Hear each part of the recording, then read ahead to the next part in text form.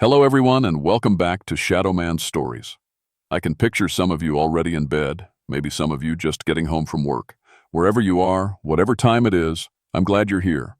If this helps you relax or sleep, please like and subscribe. It means a lot. Now, let's get you comfortable, and I'll tell you tonight's story. My name is Thomas Ashford, and I've been a ranger in the Monongahela National Forest for 16 years. In that time, I've pulled 847 people out of these mountains alive. Lost hikers, injured climbers, kids who wandered off from their families. I've found them all. Every single one. That's what I tell myself when I can't sleep at night. People think being a ranger is just hiking around and telling folks not to feed the bears. They don't know about the search and rescue training, the cave rescue certifications, the child psychology courses I took so I could talk scared kids down from ledges. They don't know about Korea either, about the things I learned there about staying alive when everything goes wrong. But mostly, they don't know about what happened in October of 1967, up on Devil's Backbone Ridge near the old Black Rock mine. I'm telling this story now because I need people to understand, when parents bring their kids camping in these mountains, when scout troops come through on their wilderness badges, they need to know what's really out there. Not the bears or the cliffs or the cold that'll kill you. Those are honest dangers. I'm talking about something else. Something that wears the faces of children but isn't children at all. It started on a Tuesday morning when I got the call about Troop 247. 12 boys, ages 8 to 14, camping with their scoutmaster near the ridge. They'd been due back at the ranger station Monday evening, but nobody showed up. When the scoutmaster's wife called Tuesday morning, she was already crying. "Tom, they were supposed to be home last night. Jimmy promised he'd call when they got back to town." I knew Jimmy Morrison, good man, careful with kids. Been taking scouts into these mountains for 10 years, without so much as a scraped knee. If Jimmy was late, something was wrong. The weather hadn't been helping. October in West Virginia can turn mean fast, and we'd had snow flurries the night before. Temperature was dropping toward freezing, and thick fog was rolling through the hollows like smoke. Perfect conditions for hypothermia if those boys were stuck somewhere without shelter. I grabbed my gear and radioed for the full search and rescue team. 8 of us total, with thermal imaging equipment, bloodhounds, and enough rope to reach the bottom of the mountain if we had to.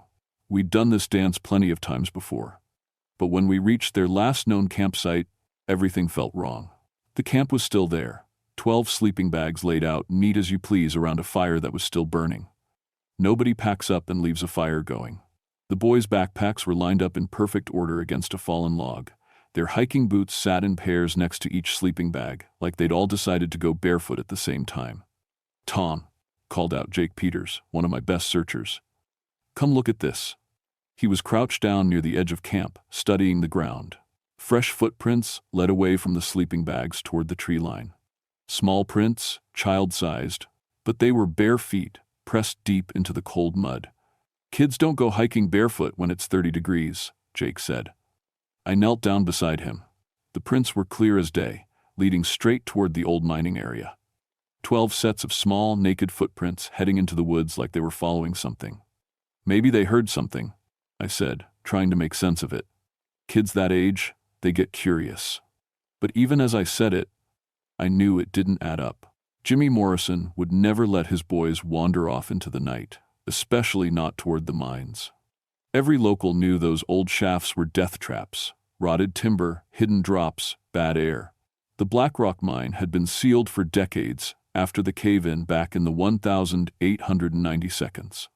That's when Mrs. Patterson spoke up. She was the local store owner who'd driven up with us. Gray-haired and tough as mountain stone. "You know what happened at that mine, Tom?" "Cave-in in 1897, I said. 23 miners died. I know the history." "Not miners," she said, voice quiet. "Children. Working the mine like they did back then. 23 little ones. Youngest was 7 years old. They never got the bodies out." I'd heard the stories before. Local folklore about kids who died in the mines, about voices singing in the dark tunnels. Ghost stories. The kind of thing that keeps tourists coming and gives teenagers something to dare each other about. But standing there looking at those bare footprints leading toward Black Rock, I felt something cold crawl up my spine that had nothing to do with the weather. We followed the trail for 2 hours before the dogs started acting up. Rex and Belle were our best tracking hounds, trained to follow scent trails through anything. They'd never failed to lead us to a missing person. But as we got closer to the mine entrance, both dogs started whimpering and pulling back on their leads. "Come on, girl," Jake coaxed Belle, but she just sat down and refused to move. Rex was backing away, the hair on his neck standing straight up. The mine entrance was just ahead, a black hole in the mountainside, partially blocked by old timber and wire fencing. Someone had put up "Danger, keep out" signs years ago, but kids had been sneaking in there for decades anyway. I pulled out my radio to check in with base camp. Static crackled back at me, getting worse the closer we got to the mine. My GPS was acting up too, coordinates jumping around like we were moving even when we stood still. "Equipment's going screwy," I told the team. "Must be some kind of mineral deposit affecting the electronics." But I knew these mountains better than anyone, and I'd never had instrument problems like this before. That's when we found the first real evidence. Scattered around the mine entrance were pages from a Boy Scout handbook. But not new pages. These looked old, yellowed like they'd been sitting out in the weather for years instead of hours. The edges were brown and crumbling, and when I picked one up, it felt brittle as autumn leaves. "Tom," called Sarah Martinez, our cave rescue specialist. "Look at this." She was standing just inside the mine entrance, shining her flashlight down the main tunnel. The beam caught something on the ground about 50 feet in. More pages, but also something else. A red neckerchief, the kind the Boy Scouts wore. "That's fresh," I said, moving toward the entrance. "Can't be more than a day old." The tunnel stretched back into darkness, supported by rotting wooden beams that creaked in the wind. According to the old mining maps, the main shaft went back about 300 feet before branching into smaller tunnels. Most of them had collapsed decades ago, but the main passage was still open. I made the decision that would haunt me for the rest of my life. "Sarah, take Jim and Bobby down the main tunnel. Standard cave rescue protocol. Stay roped together. Check in every 10 minutes. I'll monitor from up here." They disappeared into the darkness, their lights getting smaller and smaller until they were just pinpricks in the black. For the first 20 minutes, everything went according to plan. Regular radio check-ins, steady progress deeper into the mine. Then things started getting strange. "Base, this is Sarah. We've been walking for about an hour now, but my watch says it's only been 20 minutes. I checked my own watch. She was right, they'd been down there exactly 22 minutes. "Must be the stress," I radioed back. "Time feels different underground. Keep moving." But 10 minutes later, Sarah's voice came through the radio again, and she sounded confused. "Tom, we're hearing something down here. Sounds like kids singing." I felt my blood go cold. "Say again?" Children's voices, echoing from deeper in the tunnel. They're singing "Ring Around the Rosie," all in harmony, like a choir. The other team members looked at each other. We all knew there was no way 12 scared boys would be sitting around singing nursery rhymes in a pitch-black mine shaft. "How much farther does this tunnel go?" Jim's voice crackled through. "According to the maps, we should have hit the collapse section by now, but it just keeps going." I pulled out the mining survey from 1952. The main tunnel was marked as ending in a cave-in at 280 feet. My team had been walking for 40 minutes at a steady pace. They should have been at the end already. "Tom," Sarah's voice again, but now it sounded dreamy, distant. "The kids are here. We found them. They're okay." Relief flooded through me. "Thank God. Are they hurt? Do you need medical gear?" Silence for a long moment. Then, "They want us to play with them. Such nice children. They've been waiting for us." Something in her voice made my skin crawl. Sarah Martinez was a professional, trained in emergency psychology. She didn't talk like that. "Sarah, I need you to bring those boys out now. It's getting cold up here, and we need to get them checked by a medic." "But Tom," came Jim's voice, "they're not cold at all. Look how warm it is down here. Look at the lights." I checked the thermal readings on my equipment. The temperature in the mine should have been in the 40s, cold enough to see your breath. But my instruments were showing readings in the 70s from deep inside the tunnel. That's when the singing started. It drifted up from the mine entrance, faint but clear. Children's voices in perfect harmony, singing the same nursery rhyme over and over. "Ring around the rosy, pocket full of posies, ashes, ashes, we all fall down." But there was something wrong with the melody. It was too slow, too sad, like a funeral song instead of a children's game. And I counted the voices. More than 12 children were singing down there in the dark. I had to go down. Every instinct I'd developed in Korea, every regulation in the search and rescue manual, told me not to enter that mine alone. But my team wasn't responding to radio calls anymore. And 12 kids were somewhere in that darkness. I clipped into my rappelling gear and started down the main tunnel, following the rope Sarah's team had left behind. My headlamp cut through the black, throwing shadows that seemed to move when I wasn't looking directly at them. The tunnel was longer than it should have been, much longer. According to my GPS, when it worked, I'd walked almost half a mile underground. The mining maps showed this shaft ending at less than 300 feet. But here I was, still following rope through passages that the maps said didn't exist. The wooden support beams looked wrong too.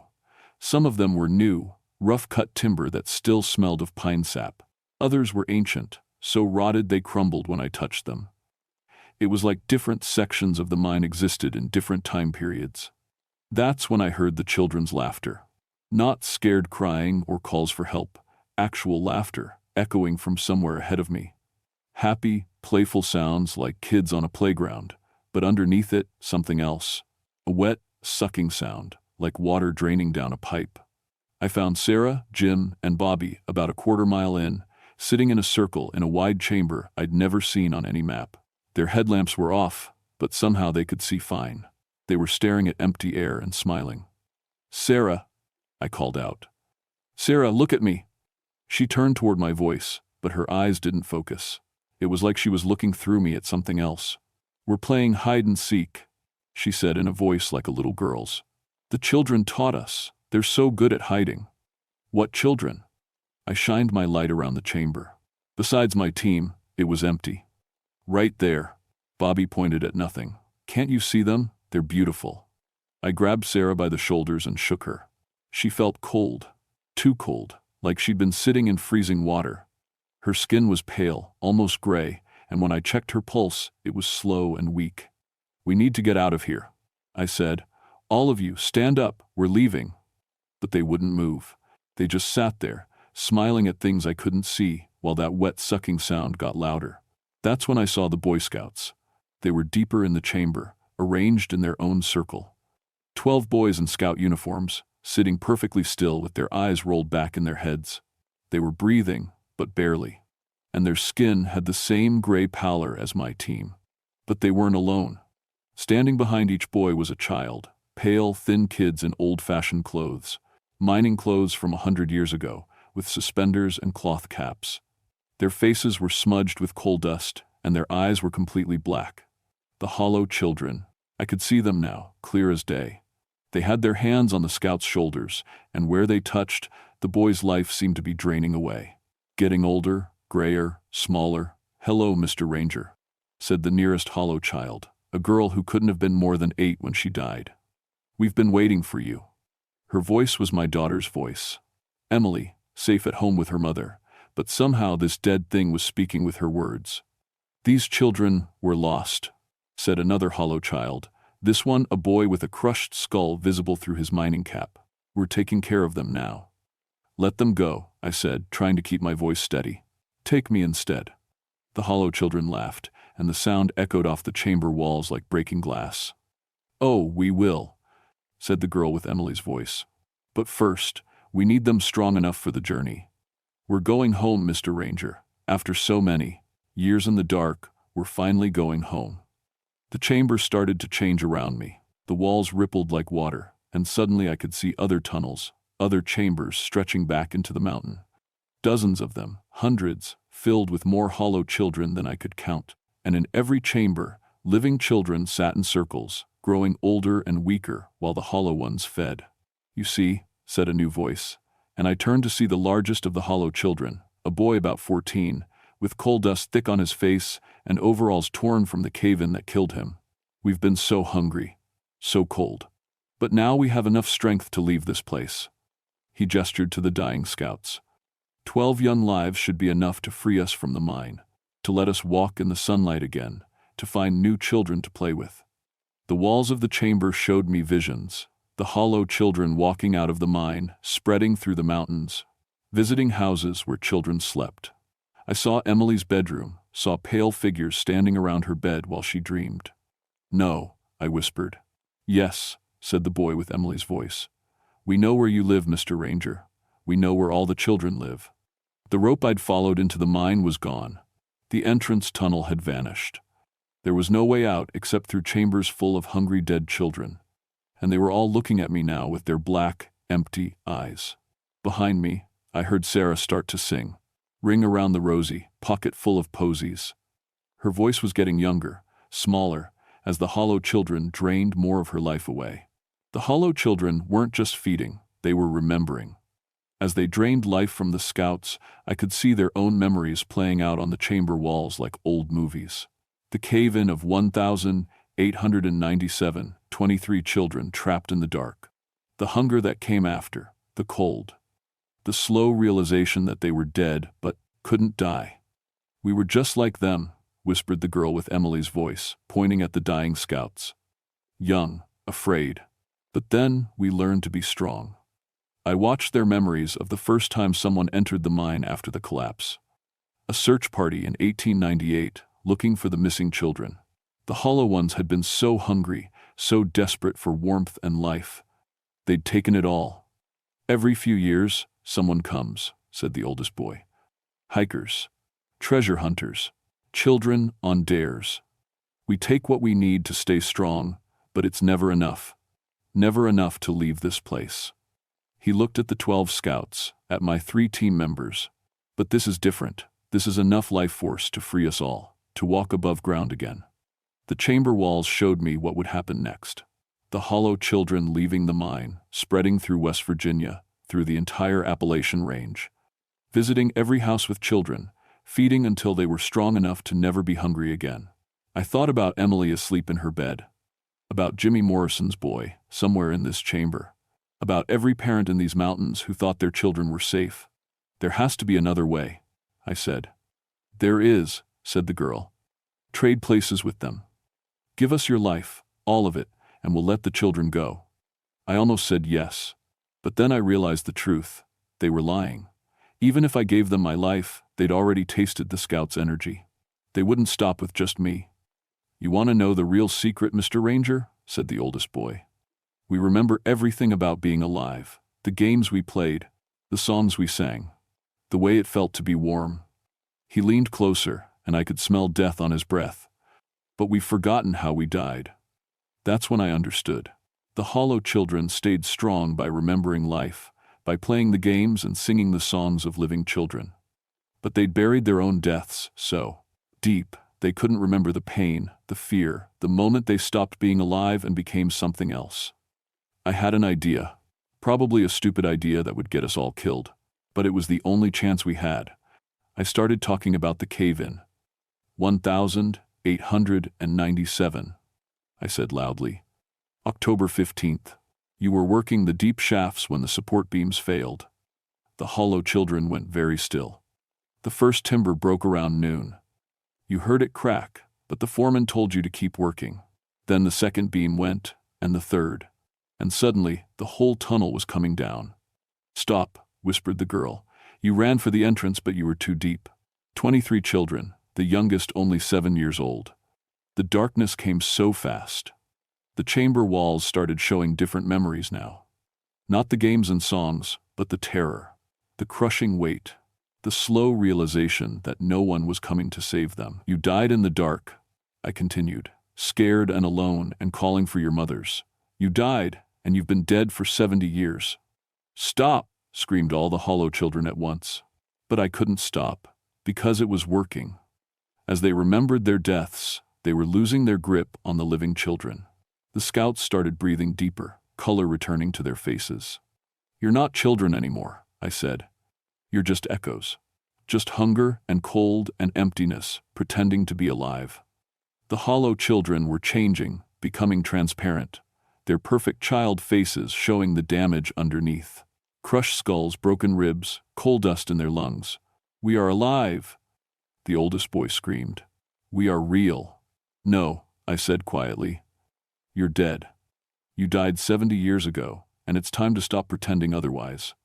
The chamber started collapsing, but not from cave-ins. Reality was reasserting itself. The walls that had shown impossible visions became just stone again. The maze of tunnels collapsed back into the simple shaft that had always been there. The hollow children were fading, but they weren't going quietly. "If we can't have these children," snarled the girl with Emily's voice, "then no one can." She lunged for the nearest scout, her touch now burning cold instead of draining warm. I tackled her, and it was like grabbing a piece of winter itself. Pain shot through my hands where I touched her, frostbite forming instantly on my fingers. But I held on. "Let them go," I gasped. "You're dead. Let them live." For just a moment, the girl's face changed. The black eyes became brown, normal, human. She looked confused, lost. "I want to go home," she whispered. "I want my mama." "I know," I said. "I know you do, but this isn't the way." She nodded once, then crumbled to dust in my arms. One by one, the other hollow children faded, finally accepting what they'd been denying for 70 years. The chamber became just a chamber again, part of the old mine system that had been there all along. I gathered up the scouts, carried the ones who couldn't walk, and led everyone back toward the surface. My team was confused, disoriented, but alive. The boys were weak but breathing normally. We made it out, just as the old mine shaft finally collapsed for real, sealing the darkness behind us forever. 8 of the 12 scouts made it home alive. The other 4 had aged decades in a single night. Their hair was white, their faces lined with wrinkles, their bodies bent like old men. The doctors couldn't explain it. The government men who showed up called it methane poisoning, mass hallucination from bad air in the mine. They sealed the whole area, brought in equipment to fill the shafts with concrete. Official cause of the incident: gas leak causing oxygen deprivation and shared delusional episodes. Case closed. But I know what really happened down there. And I know it's not over. Since that night, I've started seeing things. Hollow spaces where something has been feeding. Empty lots where children used to play. Basements that feel too cold. Attics where the shadows move wrong. The hollow children might be gone from Blackrock Mine, but they weren't the only ones. Mrs. Patterson was right about that. These mountains are full of old mines, old tragedies, old hungers that never got properly buried. My own children are safe, for now. Emily still talks about the cold friends who visit her dreams sometimes, but they don't seem to be getting stronger. Sarah's doing okay too, though she transferred out of search and rescue. "Can't handle caves anymore," she says. The Morrison boy, Jimmy Jr., was one of the 4 who aged. He's 18 years old, but looks 60, and his eyes are the saddest thing I've ever seen. Sometimes he talks about playing games in the dark, about children who taught him songs he can't quite remember. I still work these mountains, still pull people out when they get lost or hurt. But now I carry extra equipment: salt, iron, things the old-timers said would keep spirits away. Probably doesn't work, but it helps me sleep. And sometimes, on quiet nights when the wind blows through the hollows just right, I can hear children singing.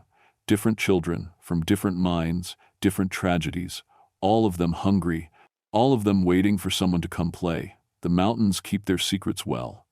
But they also keep their dead. If you're planning to camp in the Monongahela, if you're bringing your kids up into these hills, remember this story. Not all the children you meet in the woods are alive. And not all of them want to play nice games. Listen for the singing, watch for the cold spots. And if your children start talking about new friends who only come out after dark, maybe it's time to pack up and head home. Some games aren't worth playing. The hollow children are still out there, in mines all through Appalachia, still hungry, still waiting. And they remember your children's faces now. My name is Thomas Ashford, and I've been keeping these mountains safe for 16 years. But some things are beyond any ranger's power to stop. Some things are just too hungry to stay dead.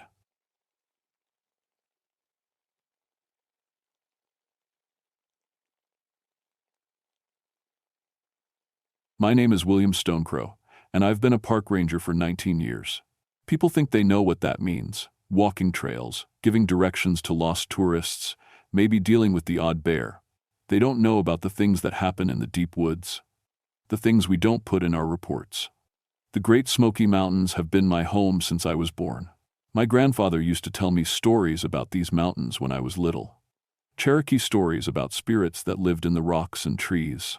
About the Mountain King, Itznotere, an old medicine man who made a deal with dark spirits and became something else, something hungry. I always thought they were just stories.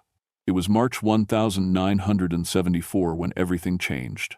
The spring snow was melting, and the trails were muddy but clear. Perfect hunting weather, or so 3 experienced hunters thought when they headed up to Cataract Falls. These weren't weekend warriors. Joe Martinez had been hunting these mountains for 20 years. His brother Carlos knew every trail like his own backyard. Their friend, Tommy Burke, could track a deer through solid rock. They should have come back. When their wives called the ranger station on Monday morning, I wasn't too worried. Hunters got turned around sometimes, especially with the weather changing so fast this time of year. But by Tuesday, I was loading my pack and heading up to find them. I knew something was wrong the moment I hit the trail to Cataract Falls. The birds were quiet. Not just less singing, completely silent. In 19 years of walking these mountains, I'd never heard quiet like that. Even the insects had stopped buzzing. The air felt thick, like before a bad storm, but the sky was clear blue.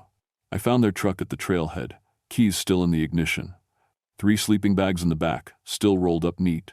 Whatever happened to them, it happened fast. No time to pack up camp. The trail to the falls was about 3 miles through old-growth forest. I'd walked it 1,000 times, but today it felt different. Wrong. The trees seemed to lean in closer than usual.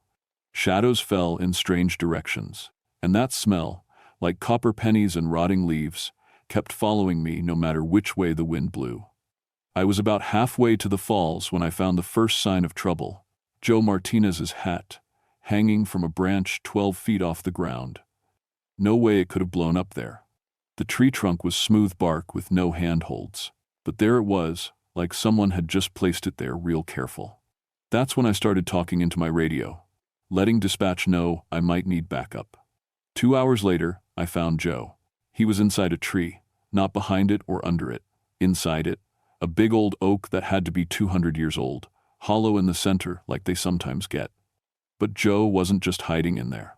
He was wedged into that hollow space like he'd been pressed in from all sides. His body was twisted in ways that made my stomach turn. No blood, no broken bones that I could see. Just empty, like something had drained all the life right out of him. The tree bark showed no damage, no tool marks, no signs of force. It was like the tree had opened up, swallowed him, and closed again. I called for the full investigation team and the coroner. While I waited, I kept looking at that tree. The bark around where Joe was trapped had a shine to it, like it was still wet. When I touched it, my finger came away red. The tree was bleeding sap that looked just like blood. My grandfather's voice started whispering in the back of my mind. Stories about trees that could walk, rocks that could think, mountains that got angry when people didn't show proper respect. Just stories. I told myself out loud. Just old stories. But my voice sounded small in that silent forest. The coroner, Dr. Helen Kim, drove up from Knoxville that afternoon. She'd seen everything in 30 years of mountain medicine: nega, bear attacks, falls, exposure, hunting accidents. But when she examined Joe Martinez's body, her face went pale. "William," she said, pulling me aside, "this man has no blood in him. None. It's like something just drained him dry. But there's not a mark on his body. No puncture wounds, no tears, nothing. Could be some kind of animal attack we haven't seen before," I suggested. She shook her head. "What animal drains blood without leaving bite marks? And how did he end up inside that tree?" We were standing there trying to make sense of it when the temperature dropped 30 degrees in about 10 minutes. One moment we were sweating in the afternoon sun, the next we could see our breath. Clouds rolled in fast, bringing snow that shouldn't exist in late March. "We need to find the other 2, I said, fast. Dr. Kim headed back to town with Joe's body. I radioed for more rangers and kept searching. The snow was coming down thick now, making it hard to see more than 20 feet ahead. But I could follow Carlos Martinez's trail easy enough. He wore size 13 boots with a distinctive wear pattern on the left heel. The tracks led away from camp toward the falls, then just stopped. right in the middle of the trail. Like Carlos had been walking along and then vanished into thin air. I circled the area 3 times, looking for where he might have left the trail. Nothing. That's when I heard the crying. It was coming from up ahead, near a cluster of big rocks we called Giant's Table. Carlos's voice, calling for help, weak and scared. I ran toward the sound, following it around behind the rocks. "Carlos, where are you?" "Down here." His voice was muffled, like it was coming from underground. "Help me, I can't move." I looked down and saw solid rock. Granite that had been there for millions of years. But Carlos's voice was definitely coming from inside it. "Where exactly are you?" I called out. "I'm trapped in the rock. It closed around me. Please, you have to get me out." I ran my hands over the stone surface. It was smooth and cold, no cracks or openings anywhere. But I could hear Carlos clear as day, maybe 3 feet down inside solid rock. "How did you get in there?" "I don't know. I was running from something and I fell against this rock and it opened up like mud and then closed around me. I can barely breathe." I keyed my radio. "This is Stonecrow. I need a rescue team with drilling equipment at Giant's Table immediately. I've got a man trapped inside solid rock." The response crackled back. "Say again, Stonecrow. Did you say inside rock?" "That's correct. I can hear him, but I can't see any way in." 3 hours later, we had a full rescue crew working with diamond-tipped drills. The sound echoed through the forest like screaming. We worked through the night, taking turns at the drill. Carlos kept talking to us, his voice getting weaker. When we finally broke through, the drill bit came out covered in blood. Carlos was dead, crushed by the weight of solid rock, but somehow preserved in a perfect pocket of air. The medical examiner said it looked like he'd been squeezed to death slowly, over hours. The rock around him showed no signs of being disturbed. It was like he'd always been there, like the mountain had grown around him.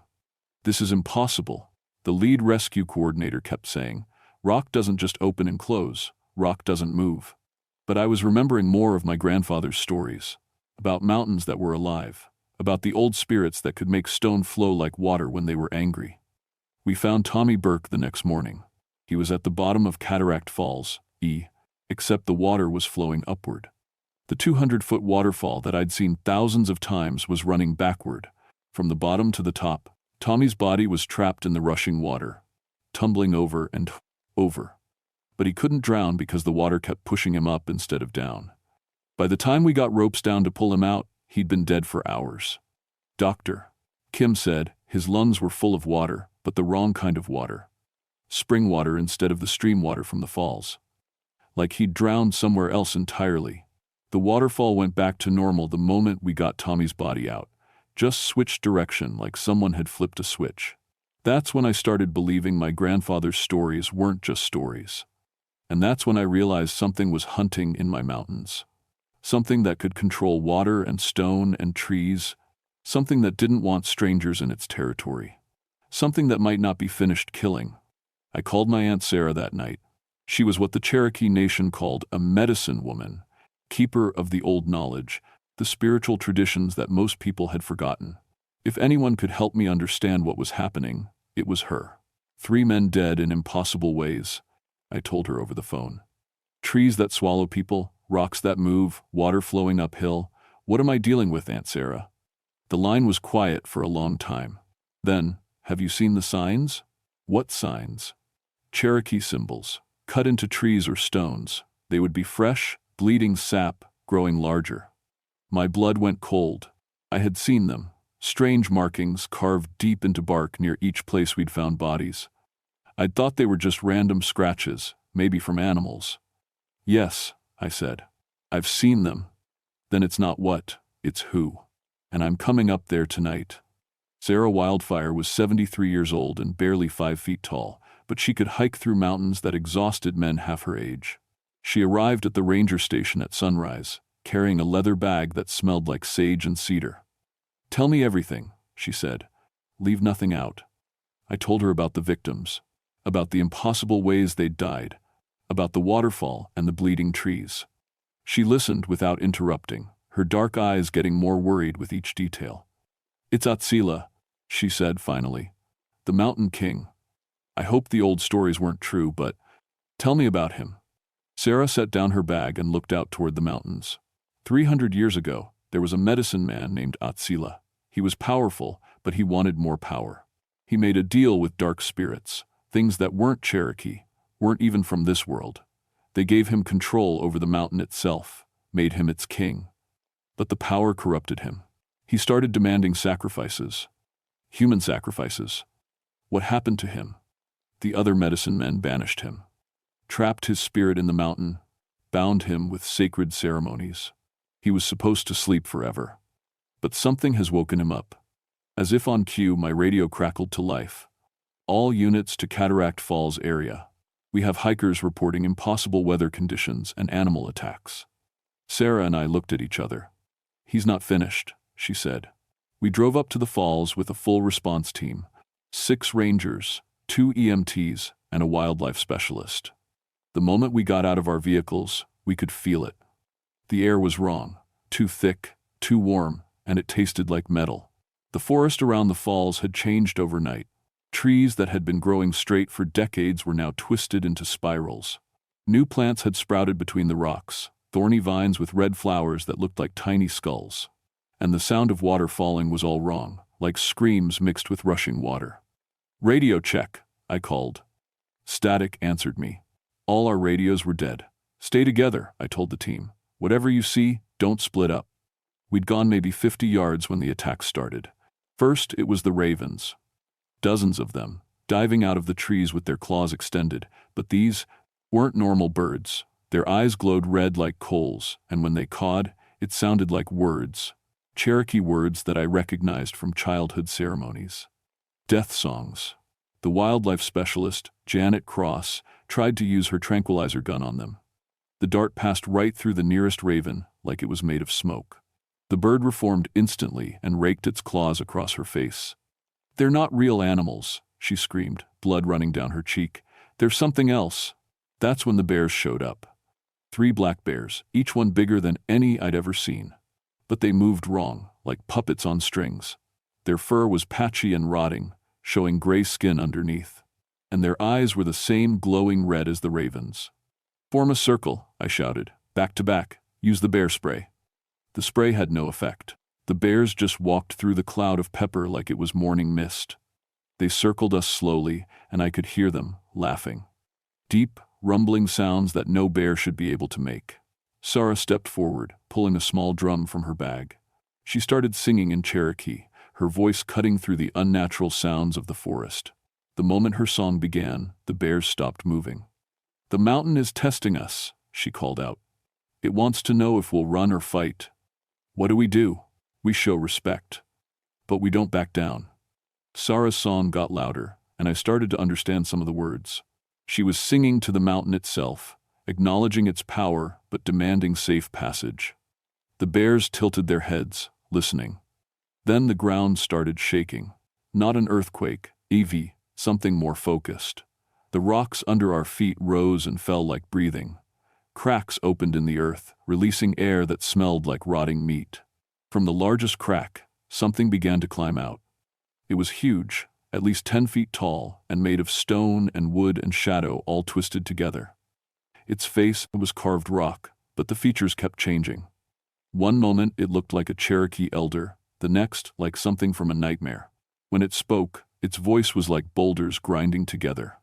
"Who disturbs my mountain?" it demanded in perfect Cherokee. Sarah stopped drumming. "I am Sarah Wildfire, granddaughter of Joseph Wildfire, keeper of the old traditions. We seek the truth about the deaths of these men." The Mountain King laughed, and trees around us started bleeding sap. "Truth?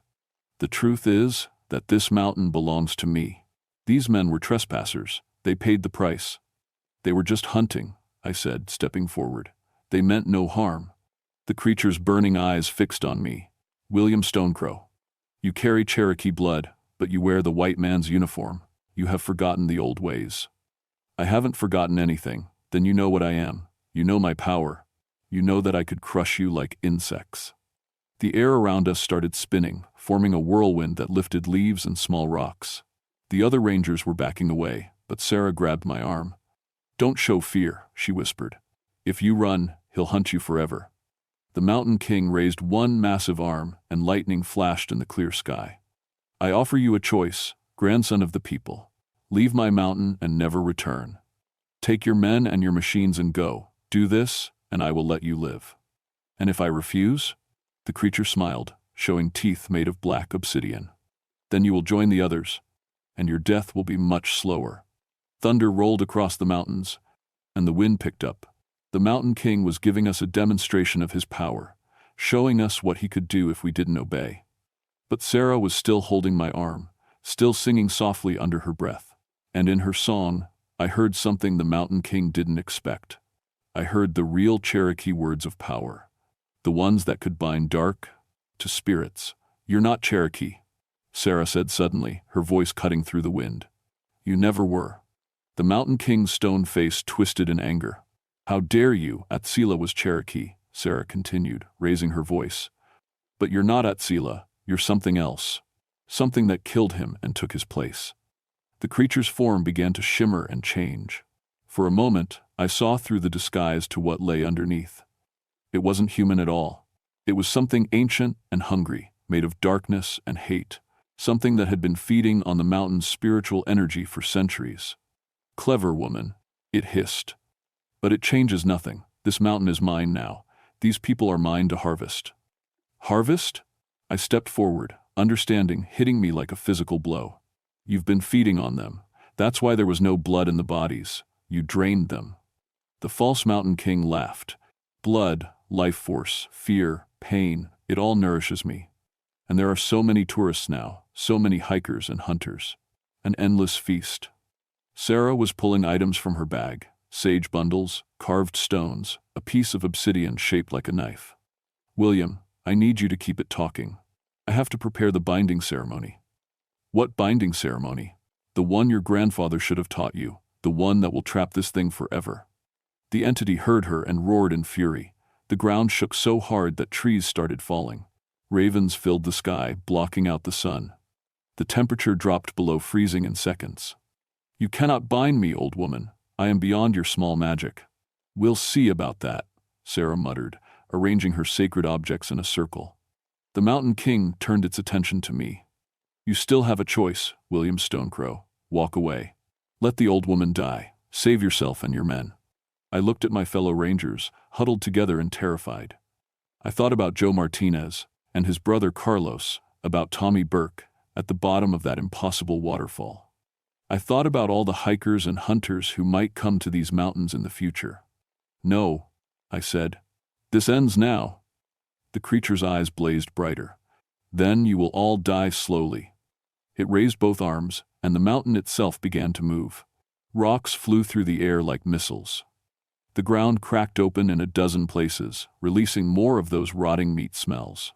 Trees uprooted themselves and started walking, their branches reaching out like grasping fingers. But Sarah was ready. She lit the sage bundle and began to sing, not in Cherokee this time, but in a language older than human speech. The words seemed to come from the earth itself, from the rocks and roots and deep water. Power words that made my bones vibrate. The Mountain King realized what she was doing and lunged toward her.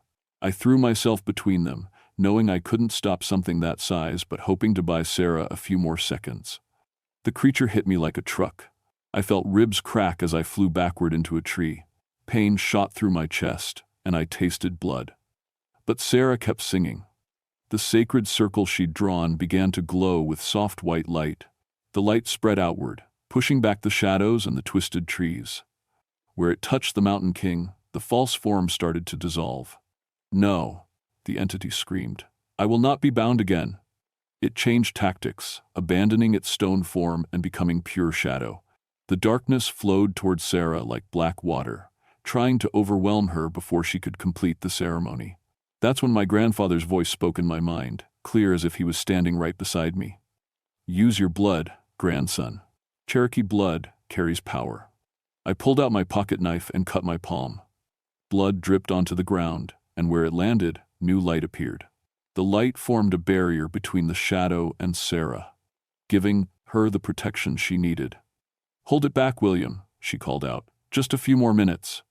The shadow pressed against my blood-light barrier, testing its strength. I could feel it trying to get inside my head, whispering promises and threats. I could make you powerful, it hissed. I could give you control over these mountains. All you have to do is stop her. Not interested, I said through gritted teeth. Your children, then. I know where they live. I could visit them next. That made me angry. Real angry. I squeezed my cut hand tighter, letting more blood flow. The barrier got brighter. You won't touch my family. Then stop the woman. No. Sarah's song reached a crescendo, and the obsidian knife in her hands began to glow like a star. She raised it high and brought it down, not to cut anything physical, but to cut through the spiritual bonds that held the entity to our world. The shadow let out a scream that shattered windows in our vehicles half a mile away. It writhed and twisted, trying to escape the binding circle, but Sarah's ceremony was too strong. You cannot hold me forever, it shrieked as the light pulled it downward, back into the earth. I will escape, I will return. Maybe, Sarah said calmly, but not in our lifetime, and those who come after us will know what to watch for. The entity was pulled down into the ground with a final, furious howl. The circle of light flashed once, then faded. The twisted trees straightened. The temperature returned to normal. The ravens flew away, cawing like normal birds. It was over. Sarah slumped to her knees, exhausted. I crawled over to check on her, my ribs screaming with every movement. Is it dead? I asked. Not dead. Bound. Trapped in the deep places of the mountain where it can't feed or escape. But William. She grabbed my arm with surprising strength. This thing wasn't Cherokee. It was something else, something that's been here much longer. And if there's one, there might be others. I helped her to her feet and looked around at my fellow rangers. They were all staring at us like we'd just performed a miracle. Which, I guess, we had. The official report blamed the deaths on a series of freak accidents, rock slides, flash floods, and equipment failures. The strange weather was attributed to an unusual high-pressure system.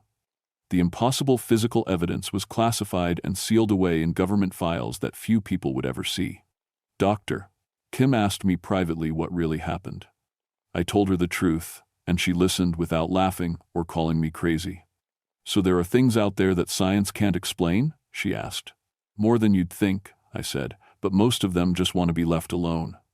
The families of the 3 hunters were told their loved ones died in a tragic accident. We held a memorial service at the base of Cataract Falls. I spoke about how much Joe, Carlos, and Tommy loved these mountains, and how the mountains would remember them. I didn't mention that the mountains had killed them. Sarah stayed with me for a week after the incident, teaching me things my grandfather should have passed down. Cherokee ceremonies for protecting sacred places. Words of power that could bind dark spirits. How to recognize when something supernatural was stirring in the forest. You're going to need this knowledge, she told me. What we faced here, it's not the only one. There are old things sleeping in mountains all across America. Things that predate human civilization. And some of them are starting to wake up. She was right.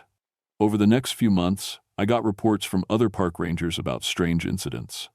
Hikers disappearing in impossible ways, animals behaving aggressively without explanation, weather patterns that defied all logic. The Cherokee Nation established a new position, spiritual guardians for sacred sites. Sarah recommended me for the Smoky Mountains region. My official title was still park ranger, but now I had additional responsibilities, watching for signs of supernatural activity, protecting visitors from threats they couldn't understand, keeping the old knowledge alive. 3 years later, I felt the mountains stir again. Not the same entity. That one was still safely bound, but something new. Something that had been drawn by the spiritual disturbance from our battle with the Mountain King. This time, I was ready. I've been protecting these mountains for 22 years now. Most days, it's just normal ranger work, etc., helping lost hikers, cleaning up campsites, dealing with bears that get too comfortable around humans. But sometimes, when the moon is dark and the wind carries strange sounds, I have to do other kinds of work. The work my grandfather should have taught me. The work that keeps the monsters in the deep places where they belong. People visit the Smoky Mountains by the millions every year. They see the beauty, the wildlife, the stunning views. They take their pictures and buy their souvenirs and go home with wonderful memories. They don't know about the things that watch them from the shadows. The ancient spirits that could crush them without effort if they chose to. Most of the time, those spirits choose not to. They remember the old agreements, the ceremonies that keep the peace between their world and ours. But sometimes, one of them forgets. And when that happens, they call me. My name is William Stonecrow, and I protect the mountains from the things that hunt in them, and I protect the people from the things they don't believe in. Because the most dangerous monsters are the ones you never see coming.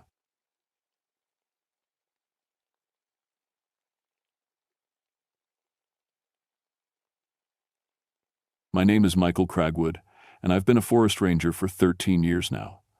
Before that, I spent 15 years working deep underground in the coal mines of Kentucky.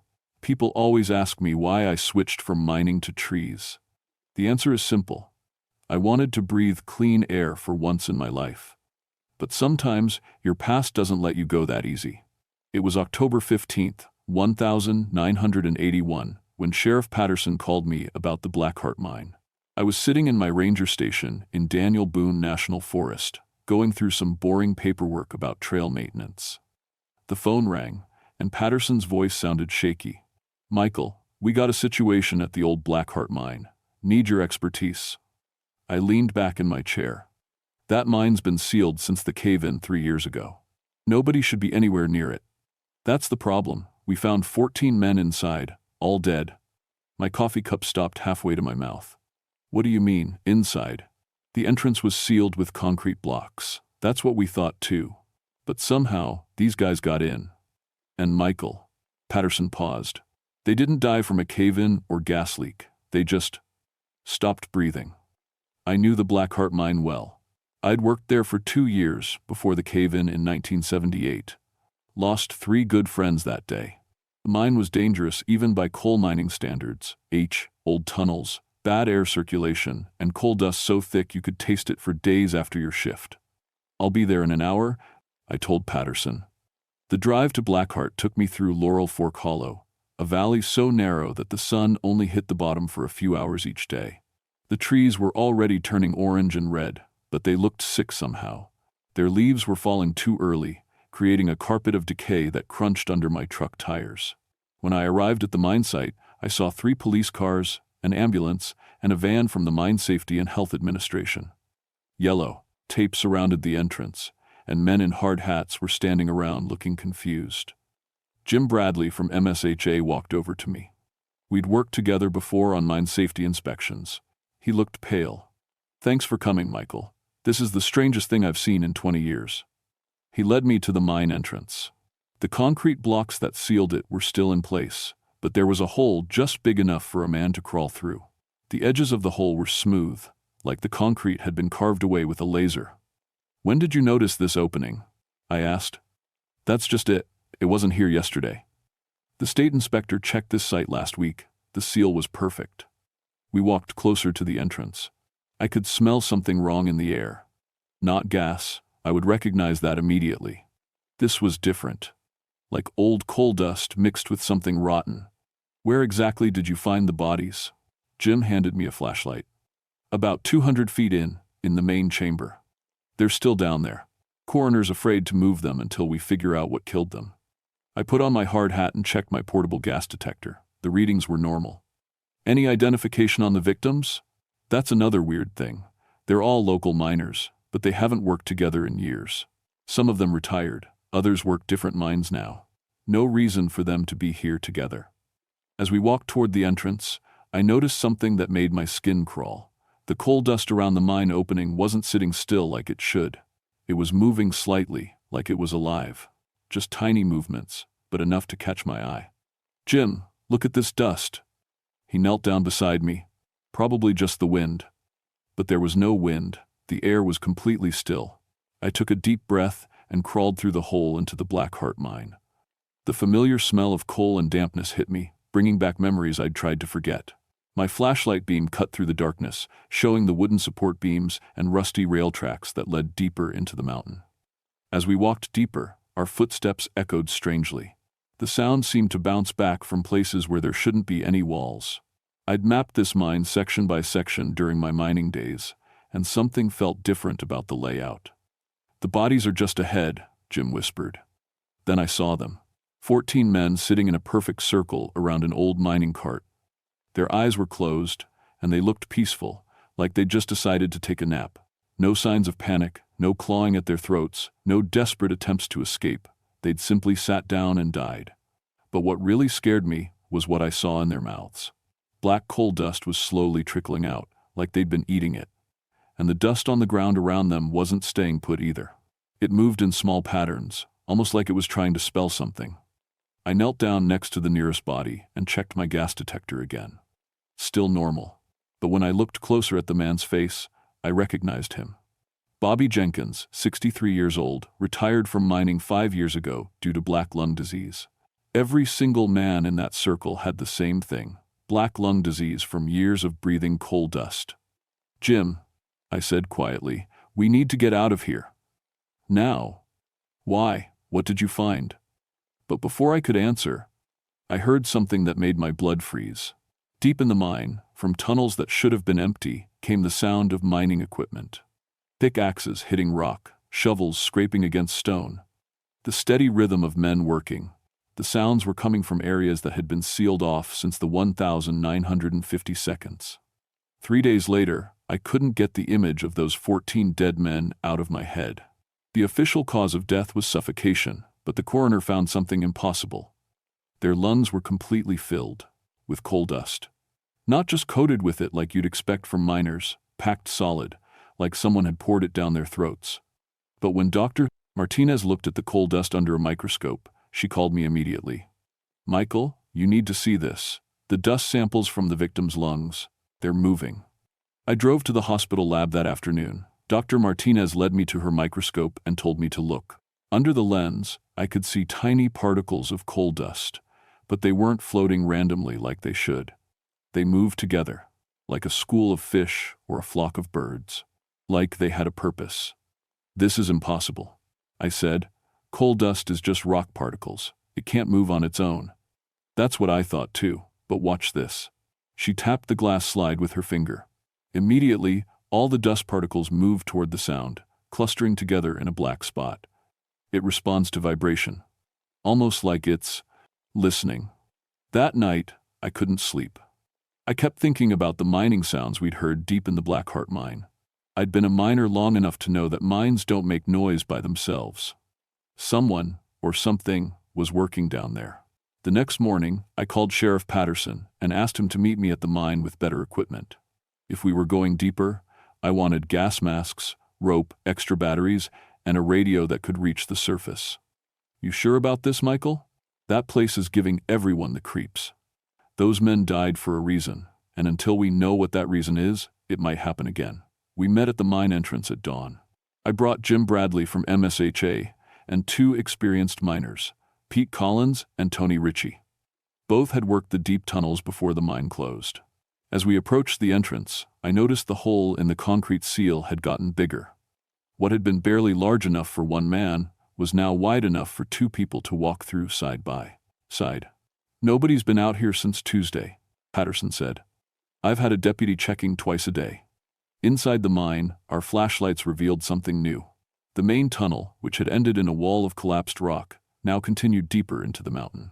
Someone had cleared away tons of rubble, creating a path that led into parts of the mine that had been closed since before I was born. "This is impossible," Pete said.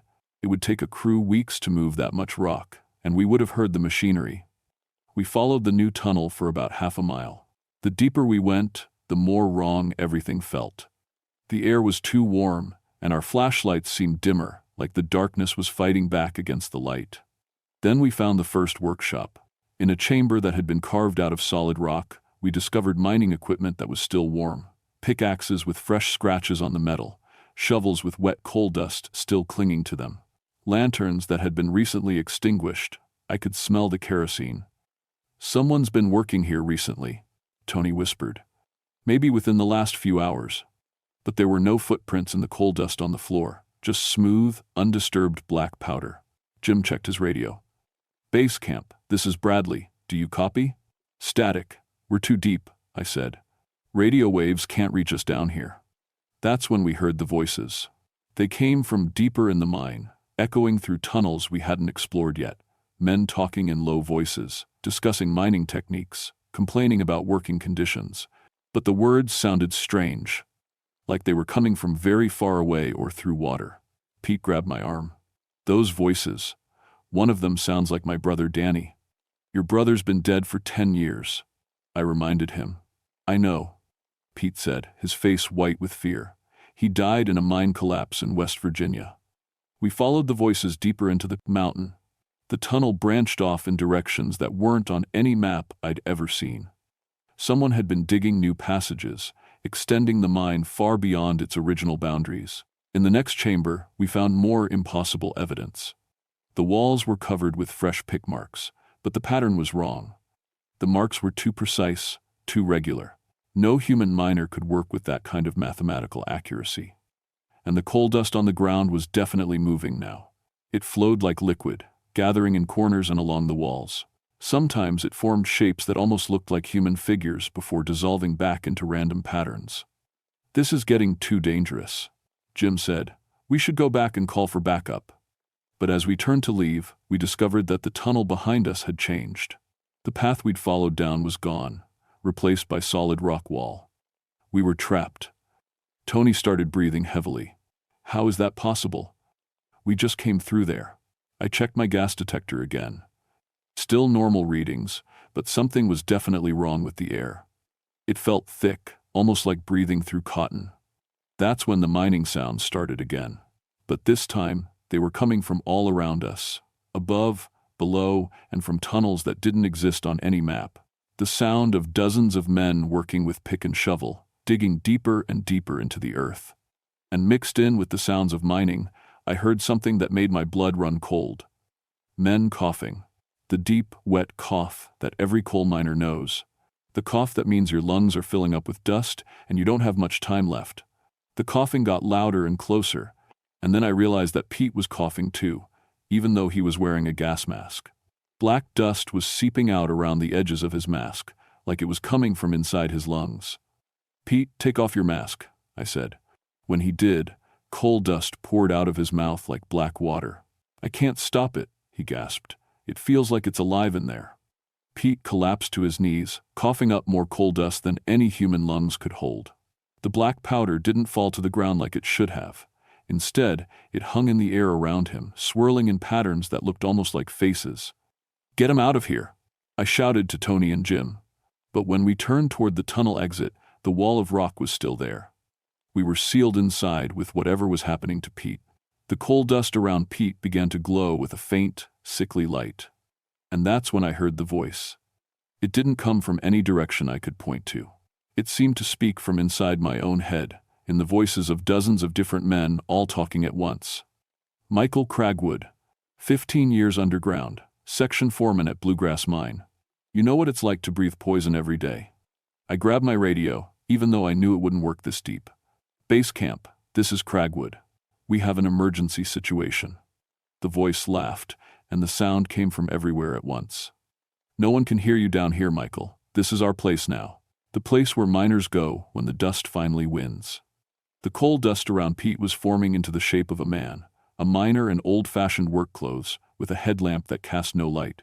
His face was made of shifting black particles, constantly changing, but always maintaining the basic features of a human being. Who are you? I asked. We are everyone who ever died breathing coal dust. Every miner who coughed blood, every man who worked underground until his lungs turned black and hard as stone. We are the Black Lung. More shapes began forming out of the dust around us, dozens of miners from different time periods, all made of the same flowing black particles. Some wore modern hard hats, others had the cloth caps from the early 1900s, but they all had the same thing in common: the terrible cough of men dying from lung disease. What do you want? Jim asked, backing against the rock wall. To grow stronger. Every miner who dies from black lung disease joins us. We become more powerful with each new voice added to our collective. The entity that looked like Pete stood up, but it wasn't Pete anymore. His eyes were completely black, and when he spoke, coal dust came out instead of breath. The 14 men you found died willingly. They heard our call and came to join us. Their suffering is over now. I thought about Bobby Jenkins and the other men we'd found sitting in that circle. All of them had severe black lung disease. All of them had been suffering for years, slowly suffocating as their lungs filled with scar tissue and coal dust. "You're killing them," I said. "No," the black lung entity replied. "We're freeing them. And soon, we'll free you too, Michael. We can smell the dust in your lungs, feel the scar tissue that makes every breath a struggle. You belong with us." It was true. I'd been diagnosed with early-stage black lung disease 2 years ago. The doctor said I had maybe 10 years before it got really bad. 10 years of slowly drowning in my own lungs. "I'm not dying today," I said, checking my equipment. "And neither are my friends. Look around you, Michael. Look at what we've built." The coal dust in the air began to glow brighter, and I could see the true extent of what was happening in the mine. The entity hadn't just been clearing old tunnels, it had been creating an entire underground city. Miles of new passages stretched out in all directions, carved with perfect precision through solid rock. In chamber after chamber, I could see mining equipment operating by itself. Pickaxes swinging with no hands to guide them, shovels scraping against stone walls, coal cars rolling along tracks that led deeper and deeper into the earth. "We've been expanding this mine for 80 years, the entity said. "Every time a miner dies from black lung disease, his knowledge becomes our knowledge. His strength becomes our strength. Soon, we'll have enough power to reach every coal mine in Kentucky, then West Virginia, then Pennsylvania." "Why?" Tony asked. "What's the point?" "To end the suffering. Every miner knows he's slowly dying from the first day he goes underground. The coal dust is poison, but they breathe it anyway because they have families to feed. We offer them a choice: die slowly and alone, or join us and live forever." The peat thing walked closer to me. "You know we're right, Michael. You've seen the men with black lung disease. Watch them waste away until they can barely walk to the mailbox. We offer them dignity, purpose, power." Around us, more coal dust was gathering. I could feel it in the air, trying to force its way into my lungs despite my gas mask. The entity was getting stronger, and we were running out of time. "There has to be another way out of here," I said to Jim and Tony. "These mines always have emergency exits." But even as I said it, I could feel the coal dust working its way through the filters of my mask. My chest felt tight, and I started coughing despite myself. "Don't fight it, Michael," the black lung entity whispered. "Join us willingly, and the transition will be easier." That's when I noticed something important. The entity was strongest near the mining equipment, where the coal dust was thickest. But in areas where the air was cleaner, the dust figures became fainter, less solid. I grabbed Tony and Jim. "The ventilation shafts. If we can find where fresh air is coming in, maybe we can follow it to the surface." "The entity controls this whole mine," Jim said. "How do we know it won't just seal off any exit we find?" "Because it needs the ventilation to move around. Coal dust has to flow through air currents. If it cuts off all the airflow, it traps itself down here too." We started moving through the tunnels, looking for any sign of fresh air. Behind us, I could hear the sounds of the entity following, the scrape of mining tools and the terrible coughing of dead miners. But as we searched, I realized something that made my stomach drop. The entity wasn't just following us. It was hurting us, driving us deeper into the mine toward something specific. "Where are you taking us?" I called out. The answer came from all around us. "To meet our maker." The tunnels led us down, always down, deeper into the mountain than any mine should go.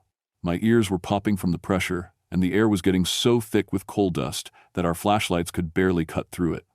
Finally, we emerged into a massive chamber that shouldn't have existed. It was bigger than a football stadium, carved out of solid rock with impossible precision. And in the center of it all was the source of everything. A mountain of coal that pulsed like a giant black heart. "Welcome to Ground Zero," the black lung entity said. Its voice was stronger here, coming from the coal mountain itself. This is where it all began. November 3rd, 1901. The Blackheart mine explosion that killed 156 miners in one instant. I stared at the pulsing coal formation.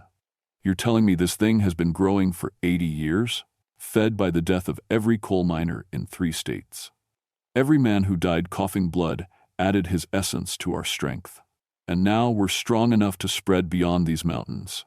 Around the edges of the chamber, I could see thousands of coal dust figures. Miners from every era, all standing in perfect formation, like an army waiting for orders. Some I recognized, men I'd worked with, who died from black lung disease over the years. "This ends now," I said, pulling out the explosive charges I'd brought for emergency tunnel clearing. "I'm bringing this whole place down. You can't destroy us, Michael. We are the coal itself.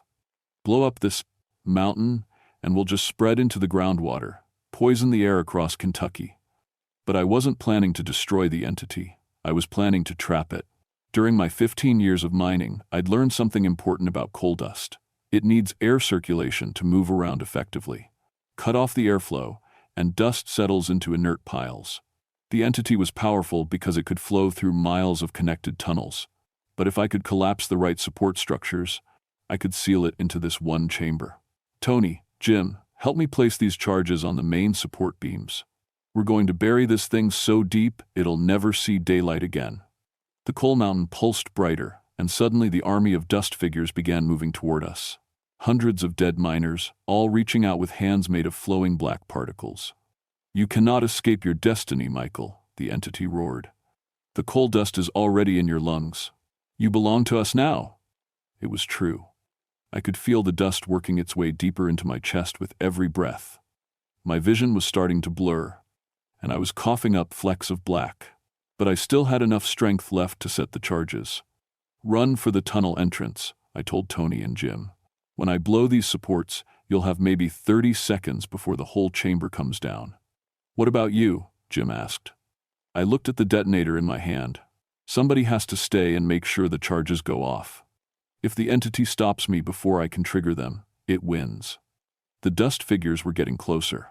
I could see the faces of men I'd known, all twisted into expressions of hunger and desperation. They wanted me to join them, to add my knowledge and experience to their collective power. "Go," I shouted. "Now!" Tony and Jim ran for the tunnel entrance while I fought my way toward the central support beam. The dust figures grabbed at me, trying to force more coal particles into my lungs. But I'd been breathing coal dust for 15 years. I knew how to keep working even when I couldn't breathe properly. I placed the last charge and armed the detonator. Around me, the coal mountain was pulsing so fast it looked like it was about to explode on its own. "Michael Cragwood," the entity said, its voice now sounding desperate. "Join us willingly, and we'll give you power beyond imagination. You could be our voice in the world above. Help us save every suffering miner." For a moment, I almost considered it. The coal dust in my lungs made every breath agony, and I knew it would only get worse over the years. The entity was offering an end to that suffering. But then I thought about all the families who'd lost fathers and husbands to black lung disease. All the communities that had been destroyed by mining accidents and lung disease. The entity wasn't offering salvation, when Helsav, it was offering to make the suffering eternal. "Some prices are too high to pay," I said, and pressed the detonator button. The explosions started at the far end of the chamber and worked their way toward the center. Massive support beams cracked and fell, bringing down millions of tons of rock. The dust figures screamed as the falling debris scattered their forms, and the coal mountain pulsed wildly as its connection to the outside tunnels was severed. I ran for the tunnel entrance as the chamber collapsed behind me. The entity's voice followed me, growing fainter with distance. "You cannot destroy us forever, Michael Cragwood. We are the coal itself, and as long as men dig coal from the earth, we will grow stronger." The tunnel was collapsing too, but I could see light ahead. Tony and Jim had found an emergency exit shaft. I dove through the opening just as the last of the main chamber supports gave way, sealing the black lung entity into its underground prison. I spent 3 weeks in the hospital recovering from coal dust inhalation. The doctors were amazed that I'd survived breathing such concentrated particles, and they warned me that my black lung disease would progress faster now. I had maybe 5 years instead of 10. But I was alive, and the Blackheart mine was sealed forever. The official report stated that the mine had suffered a catastrophic structural collapse due to geological instability. The bodies of the 14 miners were listed as victims of accidental suffocation caused by poor air quality in the abandoned mine. Nobody mentioned the moving coal dust or the voices in the tunnels. Tony and Jim backed up my story about the dangerous air quality and the need for an emergency demolition. But late at night, when we thought no one could hear us, we talked about what we'd really seen down there. Sheriff Patterson put up warning signs around the entire area and had the access road blocked off. The mine entrance was buried under tons of concrete and steel. As far as the state was concerned, the Blackheart mine no longer existed. But I knew better. 3 months after the collapse, I started hearing reports from other coal mining areas. Miners in West Virginia found unexplained coal dust formations in abandoned shafts. A crew in Pennsylvania discovered mining equipment that had been operating without any human operators. In Virginia, 5 retired miners with black lung disease disappeared from their homes and were found dead in a sealed mine, sitting in a perfect circle. The black lung entity wasn't gone. It was spreading. I became an unofficial consultant for the Mine Safety and Health Administration, investigating unusual incidents in coal mining regions across Appalachia. Most of the cases were normal accidents or equipment failures. But sometimes I found evidence of something more sinister. Moving coal dust. Mining sounds from empty tunnels. The voices of dead miners calling out to the living. The entity had kept its promise. As long as coal was dug from the earth, it would continue to grow stronger. Every miner who died from black lung disease was potential fuel for its expansion, and there were a lot of sick miners in Appalachia. I learned to recognize the signs: coal dust that moved against the wind, mining equipment that operated without electricity, and the distinctive cough of men whose lungs were being consumed from the inside out. When I found these signs, I did what I could to warn people away and seal off the affected areas. But I couldn't be everywhere at once. The worst part was knowing that the entity was probably right about one thing. Miners really were dying slowly and painfully from lung disease, and their families really were watching them waste away. The black lung offered them an escape from that suffering, even if the price was their humanity. Sometimes, late at night when my own coughing got bad, I wondered if I'd made the right choice in the mine. The coal dust in my lungs was getting thicker every month, and I knew that someday it would kill me. When that day came, would I have the strength to resist the entity's call? 6 months after Blackheart, I was investigating a case in eastern Kentucky when I met an old miner named Earl Thompson. He'd worked underground for 43 years and was dying of black lung disease. His oxygen tank barely kept him breathing, and every word was a struggle. "I heard about what happened at Blackheart," he wheezed. "About the choice that thing offers. Don't listen to it, Earl. Whatever it promises, it's not worth losing your soul." Earl looked at me with eyes that had seen too much suffering. "Easy for you to say, Ranger. You're not the one drowning in your own lungs." "I've got black lung too," I told him. "Every day is a choice to keep fighting or give up. But giving up means the coal companies win. It means every miner who died fighting for safer working conditions died for nothing." Earl thought about that for a long time. Finally, he nodded. "Maybe you're right. Maybe the real fight isn't against the dust in our lungs. Maybe it's for the miners who come after us." That's when I realized the truth about the black lung entity. It wasn't just feeding on the death of miners. It was feeding on their despair. Their belief that suffering was inevitable and escape was impossible. But miners had always been fighters. They'd organized unions, demanded safety equipment, and stood up to companies that treated them like disposable equipment. The entity wanted them to forget that fighting spirit and accept defeat. I started working with mining safety advocates and black lung support groups, helping families cope with the disease and fight for better medical treatment. Every miner who chose to keep fighting instead of giving up was a victory against the entity. It's been 2 years since Blackheart now. My black lung disease is getting worse, and I know I don't have much time left, but I also know that when my time comes, I won't be sitting in a circle in some abandoned mine, waiting for the black lung entity to take me. I'll be fighting to the very end, because that's what miners do. And someday, maybe that fighting spirit will be enough to send the black lung entity back to the depths where it belongs. Until then, I'll keep investigating the strange cases and warning people about the choices they'll have to make. Because in the coal mines of Appalachia, the dust never really settles, and neither do the souls of the men who refuse to let it win.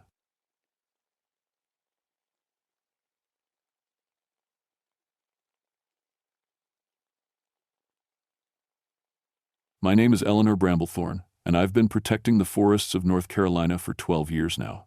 People think being a park ranger is all campfire talks and helping lost hikers, but the truth is, these mountains hold secrets that would make most folks pack up and never come back. I grew up in these hills.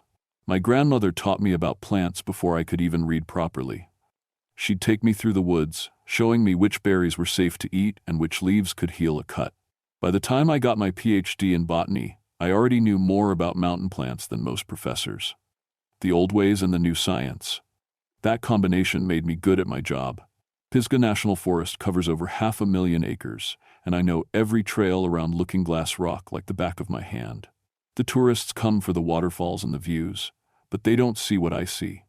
They don't notice when the patterns change, when plants grow where they shouldn't, when the forest gets too quiet. That September in 1987 started like any other autumn. The leaves were turning, painting the mountainsides in reds and golds that took your breath away.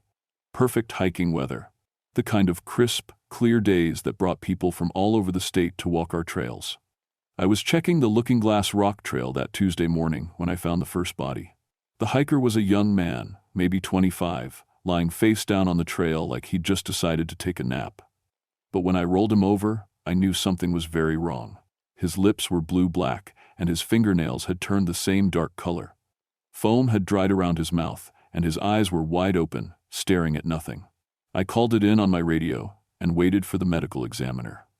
Dr. Martinez arrived 2 hours later with the county sheriff.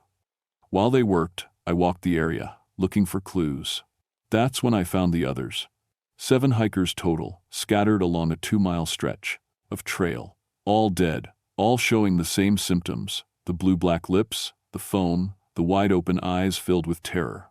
Plant poisoning, Dr. Martinez told me after his initial examination. Multiple toxins, administered over several days. This wasn't accidental. I've studied poisonous plants my whole life. I know foxglove can stop your heart, and I know deathcap mushrooms can shut down your liver. But what I saw in those bodies didn't match any plant that grows in North Carolina. The toxin levels don't make sense, Dr. Martinez said, showing me his field test results. We've got compounds from plants that don't exist anywhere near here. Some of these toxins come from plants that grow in South America, others from Asia.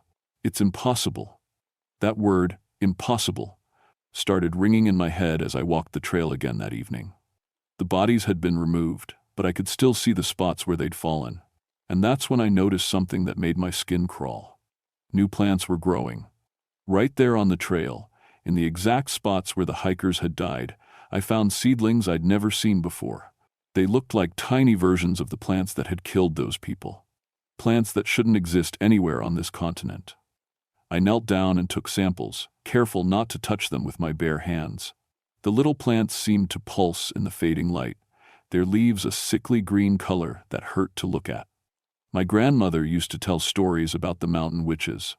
Women who knew the old plant magic, who could make anything grow anywhere. Just stories. I always told myself. Folk explanations for things people didn't understand back then. But as I bagged those impossible seedlings, her voice echoed in my memory. Some women became so powerful, they stopped being women at all. They became part of the mountain itself, part of the roots and soil. And when they're hungry, they harvest what they need. I stood up, samples in hand, and looked around at the darkening forest. For the first time in 12 years of walking these trails, I felt like I was being watched. The trees creaked in the wind, and somewhere in the distance, I heard what sounded like laughter. But it might have been just the wind. The lab results came back 3 days later, and they changed everything I thought I knew about the natural world. Eleanor, you need to see this. Dr. Martinez called me at the ranger station. Those plant samples you brought in, they're not in any database. Not just unknown species, but unknown families. The genetic structure doesn't match anything we've ever cataloged. I drove to his lab in Asheville, my stomach tight with worry. The samples sat in sealed containers under bright lights, but they'd grown since I'd collected them. A lot. Look at this growth rate, Doctor, Martinez said, pointing to his measurements. 3 days ago, these were tiny seedlings. Now they're almost mature plants. That's physically impossible. Plants don't grow that fast. I stared at the specimens. They developed flowers. Beautiful, perfect flowers that seemed to glow with their own light. Despite everything, I felt drawn to them. They were the most gorgeous plants I'd ever seen. "Don't get too close," Dr. Martinez warned. "The pollen tests positive for at least 6 different neurotoxins. Just breathing near these things could kill you." That's when I knew we were dealing with something beyond normal science. I spent the next 2 days researching everything I could find about plant anomalies, genetic mutations, anything that might explain what we'd discovered. But deep down, I kept thinking about my grandmother's stories. On Saturday morning, I decided to hike the Looking Glass Rock Trail again. I needed to see the site where we'd found the bodies, needed to understand what was happening in my forest. The trail felt different, wrong somehow. The normal sounds of birds and insects were missing, replaced by an odd silence that made my footsteps seem too loud. The air itself felt thick, like breathing through wet cloth. I reached the first death site around noon. The seedlings I'd found were gone, but the ground where they'd grown looked burned, as if something had sucked all life from the soil. I knelt to examine the dead earth when I heard footsteps behind me. "Man? Excuse me, man?" I turned to see a couple in their 40s, both wearing expensive hiking gear and looking lost. The woman was pale and sweating despite the cool mountain air. "We're looking for the waterfall trail," the man said. "We've been walking for hours, but we keep ending up back here." That was strange. The waterfall trail was clearly marked, and you couldn't get lost on it if you tried. But looking at these two, I could see something was wrong. The woman's pupils were dilated, and both of them had a glassy look in their eyes. "How long have you been hiking today?" I asked. "Since dawn," the woman said, her voice slurred. "But we keep forgetting which way we came from." I checked my watch. It was past noon. They'd been walking for at least 6 hours on what should have been a 2-hour hike. And they looked like they were getting sick. "We need to get you two off this mountain," I said. "Right now." But as I led them back toward the parking area, I noticed something that made my blood run cold. Everywhere their feet had touched the trail, tiny green shoots were pushing up through the dirt. New plants, growing in real time, following their footsteps like a sickly green trail. The woman collapsed about halfway to the parking lot. Her husband caught her, but he was swaying too, barely able to stand. "What's happening to us?" he whispered. I called for emergency medical help, but I knew they might not make it. Whatever was affecting them was working fast. Too fast. While we waited for the ambulance, I noticed more plants growing around us. Not just where the couple had walked, but everywhere. The forest floor was coming alive with new growth, and all of it looked wrong. Twisted vines, flowers with too many petals, leaves that seemed to move on their own. The ambulance arrived just as the woman stopped breathing. The paramedics worked on her while I helped her husband into the vehicle. But I could see in their faces that they didn't understand what they were dealing with. Same symptoms as the other victims. One paramedic told me quietly, "Multiple plant toxins, but we can't identify the source." As the ambulance drove away, I stood alone on the trail, surrounded by the impossible new growth. The plants seemed to be watching me, and for the first time since becoming a ranger, I was genuinely afraid of my own forest.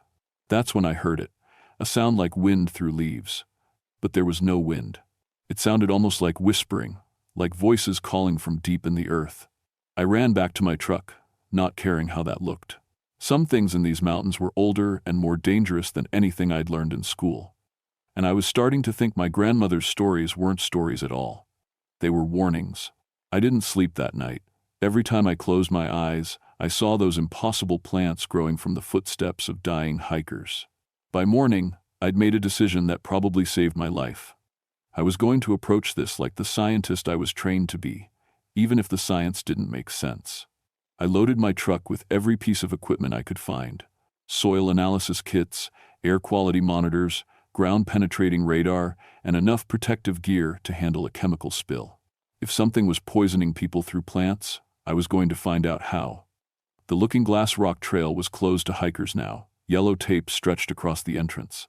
I ducked under it and headed into the forest, my equipment pack heavy on my shoulders. The changes hit me immediately. In just 3 days, the forest had transformed. Vines thick as my arm hung from trees that shouldn't have been able to support them. Flowers bloomed in impossible colors, deep purple roses growing next to bright orange mushrooms, neither of which belonged in these mountains. My air quality monitor started beeping within the first 100 yards. The readings showed toxin levels that should have killed me instantly, but I felt fine. My protective mask was working, but it raised a terrifying question. How were these toxins getting into the air? I set up my first monitoring station where we'd found the original victims. The ground-penetrating radar revealed something that made me check the readings 3 times to be sure. Root systems. Massive root systems, connecting trees that were hundreds of yards apart. The radar showed a network of underground growth that stretched for miles, all of it centered on this section of trail. But that wasn't the worst part. The worst part was that the roots were moving. I watched the radar screen as thick underground tendrils shifted and grew, reaching toward my equipment like fingers exploring something new. Whatever was down there was aware of my presence. I moved deeper into the forest, setting up monitoring stations every quarter mile. The plant growth got stranger with each step. I found trees that had grown into impossible shapes overnight, oaks twisted into spirals, pines that branched in perfect geometric patterns, maples whose leaves had turned colors that don't exist in nature. At the 3rd station, I discovered something that changed everything I thought I knew about plants. I was taking soil samples when I noticed movement in my peripheral vision. One of the twisted oak trees was shifting, its branches slowly reaching toward me. Not swaying in the wind, there was no wind, moving with purpose. I backed away, but other trees began moving too. Branches stretched toward me from all directions, and I realized I was being surrounded. That's when I heard the voice. Eleanor Bramblethorn. It came from everywhere and nowhere, a whisper that seemed to rise from the earth itself. The voice of a woman, old and tired and hungry. You have the blood, you understand the old ways. The branches stopped moving, hovering just inches from my body. I could smell something sweet and sickly, like flowers left too long in a vase. Who are you? I whispered. I am what your grandmother feared to become. I am what happens when the mountain claims its own. The ground beneath my feet began to shift. Roots erupted from the soil, thick as pythons, wrapping around my ankles. They didn't hurt me, but they held me in place while that ancient voice continued. You know me, child. Your grandmother told you stories of the root mother, the woman who learned to speak with plants, who gave herself to the mountain to gain power over all growing things. My great-great-grandmother Sarah. The family story said she'd disappeared into the mountains over a century ago, but we'd always assumed she'd died in an accident. Now I understood the truth was much worse. The people who died here, I said. You killed them. I harvested them, the voice corrected. Just as I harvest all who walk my domain. Their deaths feed the soil, and their memories become part of the network. Every person who dies here adds to my knowledge, to my power. The roots tightened around my legs, not painful but impossible to break. Around me, the trees continued their slow dance, branches reaching and retreating like the tentacles of some massive creature. But you are different, Eleanor. You carry my blood. You understand plants in ways others cannot. Join me willingly, and I will teach you secrets that science cannot imagine. I looked around at the transformed forest, at the impossible plants and the moving trees. Part of me was terrified. But another part, the part that had always felt more at home in the forest than anywhere else, was tempted. What would I become? I asked. What I became. Part of the mountain itself. Immortal, all-knowing. Every root and leaf and flower would be extension of your will. And the people, the hikers? Food for the forest. The mountain must eat, child. It has always eaten. I simply choose the menu now. That's when I knew I had to fight. Whatever my great-great-grandmother had become, she was no longer human. She was something that saw people as nothing more than fertilizer for her garden. I reached into my pack and pulled out the emergency flare I always carried. If these plants were as toxic as my readings suggested, fire might be the only thing that could stop them. You would burn your own heritage? The voice asked, and I could hear amusement in it. I would protect innocent people, I said, and lit the flare. The effect was immediate and terrifying. Every plant in sight recoiled from the flame like living things in pain. The roots around my ankles released me so quickly I stumbled backward. But then the real horror began. The forest started screaming. The sound that came from the trees was unlike anything I'd ever heard. Part wind, part animal cry, part human scream. It rose from every leaf and branch around me, a chorus of pain and rage that made my ears ring. I ran, clutching the burning flare, as the forest came alive with malevolent purpose. Branches whipped toward me like striking snakes. Roots erupted from the ground, trying to trip me. Flowers burst open, releasing clouds of toxic pollen that burned my eyes even through my protective mask. But the fire kept them back. Whatever the root mother had become, she still feared the flame. I reached my truck and threw my equipment into the back, my hands shaking as I started the engine. In the rearview mirror, I could see the forest moving, trees bending and swaying as if in a hurricane, though the air was perfectly still. I drove straight to the ranger station and called every authority I could think of: fire department, state police, the Forest Service headquarters. I told them we had a biological contamination that required immediate evacuation and quarantine of the entire Looking Glass Rock area. Most of them thought I was having a breakdown. 12 years of faithful service, and they thought the stress had finally gotten to me. But the toxicology reports from the dead hikers were enough to get the area closed and a hazmat team dispatched. That night, I went through my grandmother's old journals, looking for anything that might help me understand what I was fighting. What I found was worse than I'd imagined. My family had been dealing with the root mother for generations. Every few decades, she would wake from dormancy and begin hunting again. My grandmother had managed to contain her the last time, in 1952, using a combination of herbicides and controlled burns. But it was only temporary. She grows stronger each time. My grandmother had written, "The network spreads, more roots, more connections.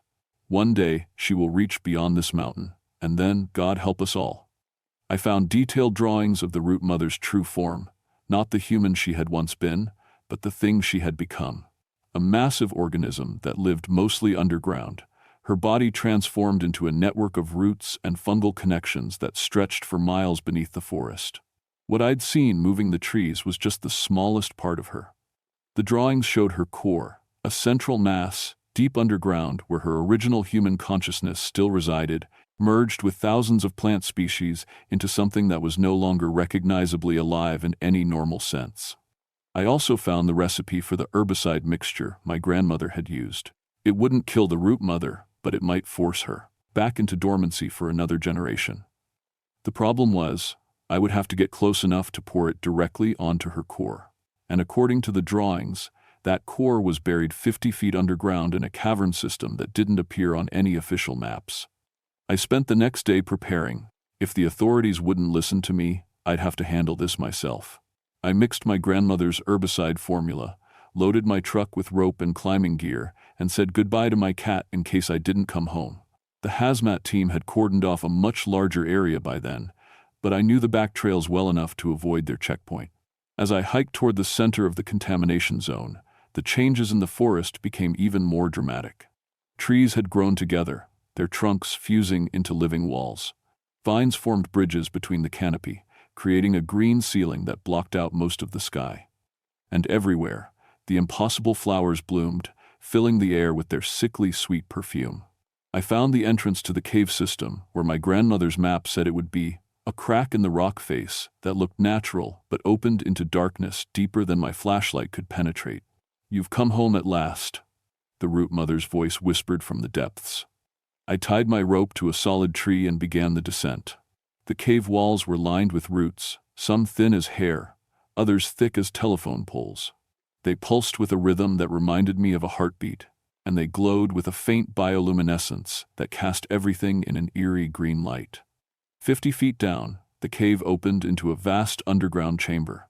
What I saw there will haunt me for the rest of my life. The root mother's core was a massive, pulsing mass that filled most of the cavern floor.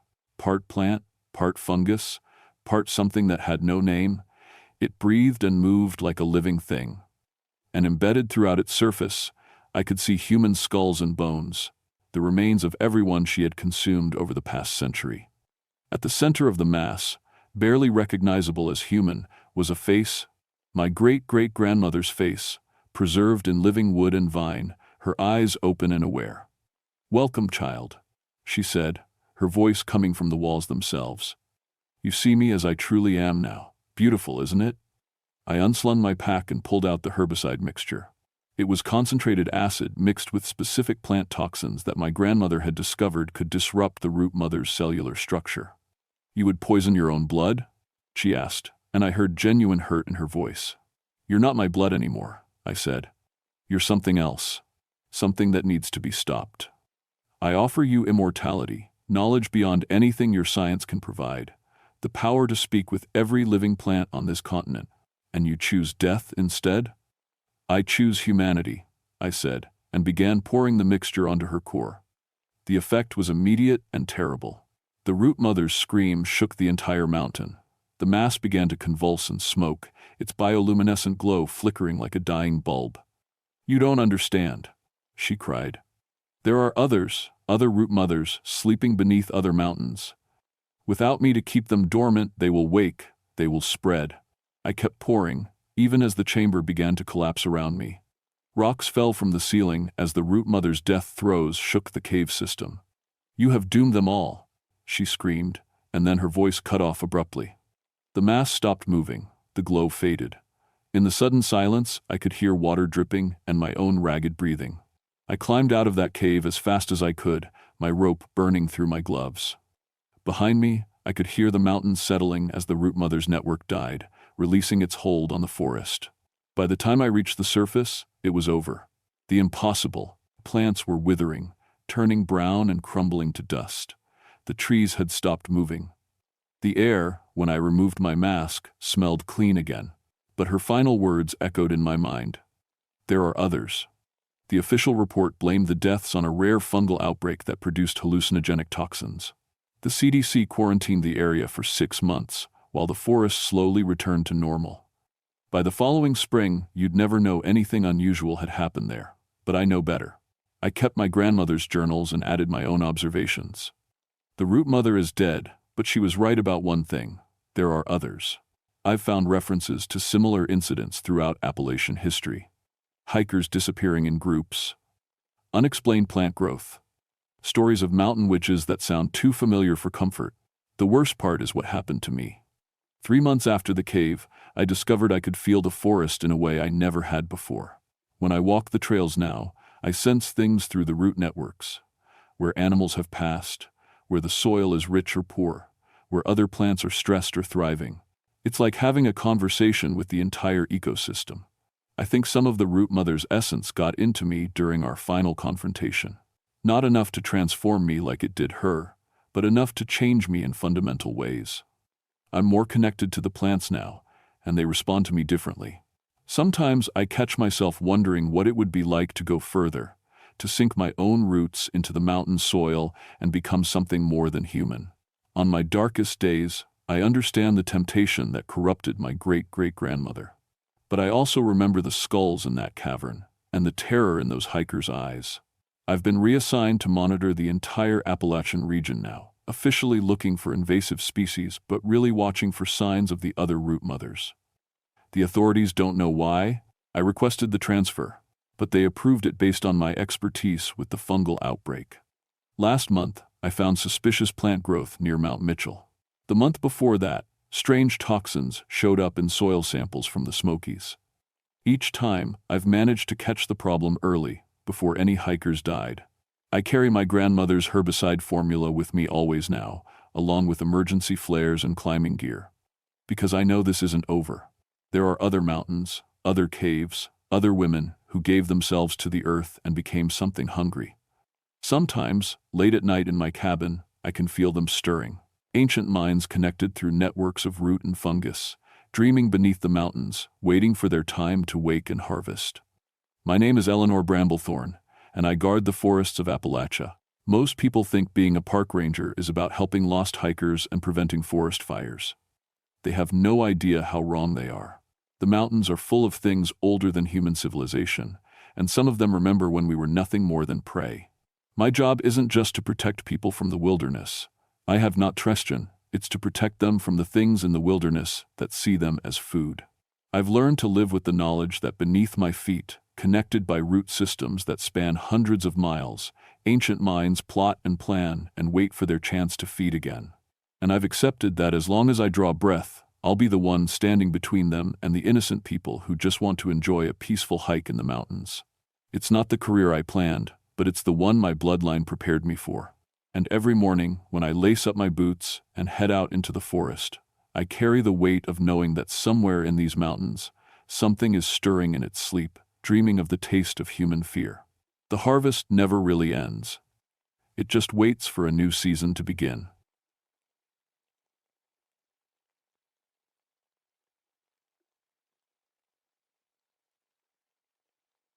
My name is Samuel Thornwick, and I've been a park ranger at Jefferson National Forest for 17 years. People think my job is all about helping lost hikers and fighting forest fires, but the truth is, I spend most of my time dealing with people who think the woods are their personal playground. Drug labs, illegal hunting, folks dumping trash where they shouldn't.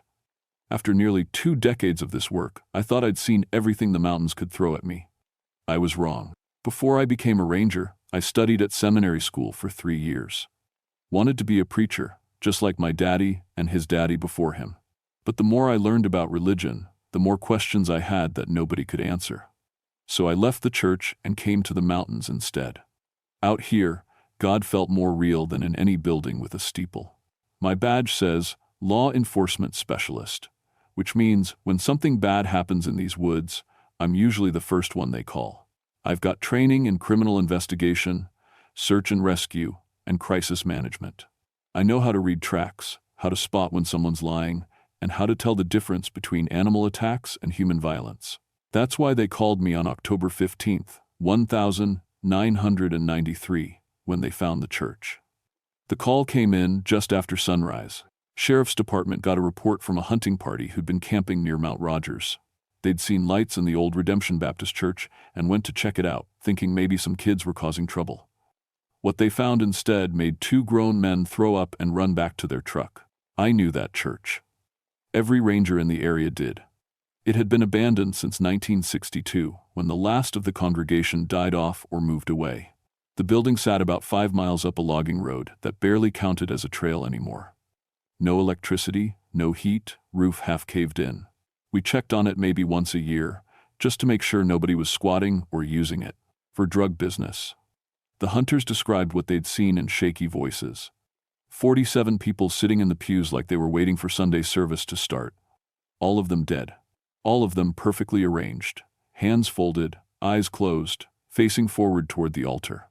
No blood, no signs of struggle, no obvious cause of death. I loaded my truck with crime scene tape, my camera, and enough gear to spend the day up there. The drive to the church took 40 minutes on roads that kept getting worse the higher I climbed. Fall was hitting hard that year, and the trees were already bare. Everything looked gray and dead, like the mountain itself was holding its breath. When I finally saw the church through the trees, my first thought was that the hunters had been mistaken about it being abandoned. The building looked better than it should have. The roof seemed solid, the walls straight. Paint that I remembered being peeled and faded now looked fresh. Even the little bell tower, which had been leaning like it might fall over, stood straight and proud. But when I got closer, I could see it was still the same broken-down building I'd always known. The good condition was just a trick of the morning light, or maybe my eyes playing games after the long drive up the mountain. The front door was standing wide open. I called out before I went inside. Standard procedure. Park Service, anyone in there? My voice echoed in the silence, but nobody answered. I stepped through the doorway and immediately felt something wrong. The air inside was warm, not just warm, comfortable, like someone had been running a heater all night. But there was no heater, no electrical lines, no propane tanks. Just 47 dead people sitting in wooden pews like they'd been there since Sunday morning. I've seen plenty of dead bodies in my time. Hikers who fell off cliffs, hunters who had heart attacks, kids who overdosed in the woods. Death has a smell, a feeling, a way of making everything around it feel heavy and sad. This didn't feel like death. It felt like waiting. I spent the next hour walking through that church, taking pictures and notes, trying to make sense of what I was seeing. The FBI was already on their way. Anytime you get this many unexplained deaths, the federal boys want to take a look. But until they arrived, the scene was mine to process. Every single person was dressed in their Sunday best. Nice clothes, clean shoes, hair combed neat, men in suits, women in dresses, even a few kids in their church outfits. Their faces looked peaceful, like they'd just closed their eyes to pray and never opened them again. I checked for identification on the first few bodies. Driver's licenses from Virginia, North Carolina, Tennessee, even one from as far away as Georgia. None of them local. These weren't people who'd just wandered up from the valley. They'd traveled here, some of them hundreds of miles. The strangest thing was how they were arranged. Not just sitting in the pews, but positioned like they were part of a real church service. Someone had placed hymnals in their hands, open to the same page. Their heads were tilted at the exact same angle, like they were all listening to the same sermon. But there was no preacher at the altar. I was photographing the front row when I noticed the temperature change. The warm air I'd felt when I first walked in was getting warmer. Not uncomfortably hot, just inviting. Like coming inside on a cold day and sitting by a fire. That's when I heard the music. Just for a second, so quiet I almost missed it. Organ music, the kind you hear in old churches during hymns. I stopped moving and held my breath, listening. Nothing, just the wind outside and the creak of old wood settling. I checked my watch. The FBI team wasn't due for another hour. I decided to search the building more thoroughly. The church was bigger inside than it looked from outside. That sounds crazy, but I'm telling you what I saw. The main area where all the bodies sat was normal-sized, but when I walked toward the back, the hallway seemed to stretch longer than it should have. There were rooms I didn't remember from my previous visits. A kitchen, some kind of office, a storage area full of old church supplies. In the office, I found something that made my skin crawl. A stack of handwritten papers on the desk, like someone had been preparing for a sermon. The handwriting was neat and careful, but the words were wrong. Bible verses I recognized from my seminary days, but changed. Twisted around to mean the opposite of what they should mean. Blessed are the poor in spirit, for they shall inherit damnation. Love your enemies, that you may destroy them utterly. Suffer the little children to come unto me, for of such is the kingdom of darkness. I'd seen plenty of weird stuff in these mountains. Satanist graffiti, occult symbols carved into trees, the usual nonsense that troubled kids get up to when they want to shock their parents. But this felt different. This felt like someone who really knew the Bible had sat down and carefully, methodically, corrupted every word. At the bottom of the last page, in the same neat handwriting, tonight's service begins at midnight. All are welcome, all are called. I checked my watch again. It was just past noon. The FBI team arrived 30 minutes later. Agent Sarah Chen and Agent Marcus Webb, both out of the Richmond office. They were professional and thorough, turning my crime scene into their crime scene with the efficiency that comes from handling weird cases all across Virginia. Agent Chen interviewed me, while Agent Webb started processing the bodies. Standard questions. When did I arrive? What had I touched? What had I observed? I told them everything except the strange feeling about the building's size and the warmth in the air. Those details sounded crazy even to me. Any idea how 47 people from different states ended up in an abandoned church in the middle of nowhere? Chen asked. No, ma'am. This place has been empty for 30 years. No road access except that logging trail, no utilities, no reason for anyone to come here. But you've been here before? Annual safety checks. Building's been falling apart for as long as I've known it. Surprised it's still standing, to be honest. Agent Webb called out from the front of the church. Chen, you need to see this. We walked over to where he was kneeling next to one of the bodies in the front row. An older woman, maybe 60, wearing a blue dress and pearl earrings. Look at her hands, Webb said. The woman's hands were folded in her lap, holding a hymnal open to page 237. But her fingers weren't just resting on the book. They were gripping it tight enough that her knuckles had gone white, like she'd been holding on for dear life. Chen checked the other bodies. Same thing. Every single person was clutching their hymnal like it was the only thing keeping them anchored to the world. What's on page 237? I asked. Chen flipped through one of the hymnals. Amazing Grace. But when I looked over her shoulder at the page, the words weren't right. Just like the sermon notes I'd found in the office, someone had changed the hymn. The melody was the same, but the words were all wrong. Amazing Grace, how sweet the sound that saved a wretch like me. I once was found, but now am lost. Was bound, but now I'm free. We spent the rest of the day documenting everything, bagging evidence, and arranging for the bodies to be transported to the medical examiner. As the sun started setting, the FBI team packed up their gear and headed back down the mountain. You coming with us, Ranger? Chen asked. I looked back at the church. In the fading light, it looked different again. Older. More broken down. Like the daytime illusion of good repair was. fading with the sun. I'll stay a while longer. Make sure nobody disturbs the scene overnight. Chen nodded and handed me her card. Call if anything else turns up. And Ranger? Lock your doors tonight. After they left, I sat in my truck and watched the church as darkness fell. I should have driven home. Should have filed my report and let the federal boys handle whatever weirdness was going on up here. Instead, I found myself thinking about those sermon notes. About the hymnal with the wrong words. About 47 people who'd traveled hundreds of miles to die in an abandoned church. And about that invitation written at the bottom of the page. Tonight's service begins at midnight. I should have left. Every instinct I had as a law enforcement officer told me to get in my truck and drive back down that mountain. But something kept me there, sitting in the darkness, watching that empty church. At 11:30, I saw the first light. Just a flicker at first, like someone had lit a candle inside. Then, more lights, until every window in the building was glowing with warm, yellow light. The kind of light you get from oil lamps or old-fashioned electrical bulbs. But there was no power running to that building. Hadn't been for 30 years. I grabbed my flashlight and my radio, though I knew I was too far up the mountain to reach anyone. The smart thing would have been to drive down until I could get a signal and call for backup. Instead, I found myself walking toward that church, like I was being pulled by an invisible rope. The front door was closed now, but I could hear something from inside. Voices. People singing. Amazing grace, how sweet the sound. But it was the wrong version, the twisted words I'd seen in the hymnal. Dozens of voices singing together, harmonizing like they'd been practicing for years. I tried the door handle. Locked. I walked around the building, checking the windows. They were all too high to see, through clearly, but I could make out shapes moving inside, people standing, sitting, moving around like they were following some kind of church service. But all the people were dead. I'd seen their bodies. The FBI had taken them away hours ago. My radio crackled with static.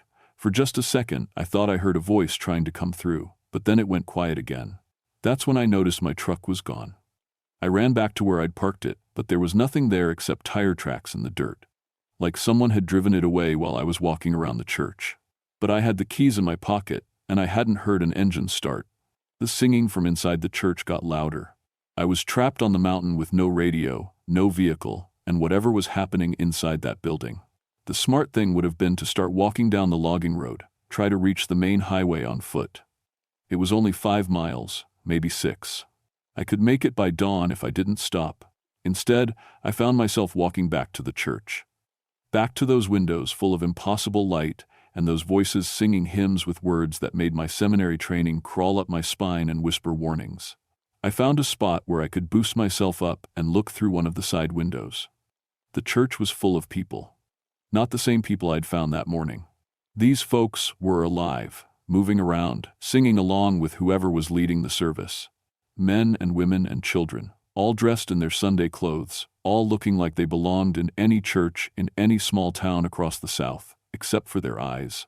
Even from outside, I could see their eyes were wrong. Not the color or the shape, but the expression. They looked hungry, like they were waiting for something wonderful to happen, something they'd been waiting for their whole lives. At the front of the church, behind the altar, stood a man I'd never seen before. Tall and thin, wearing a black suit that looked like it came from another century.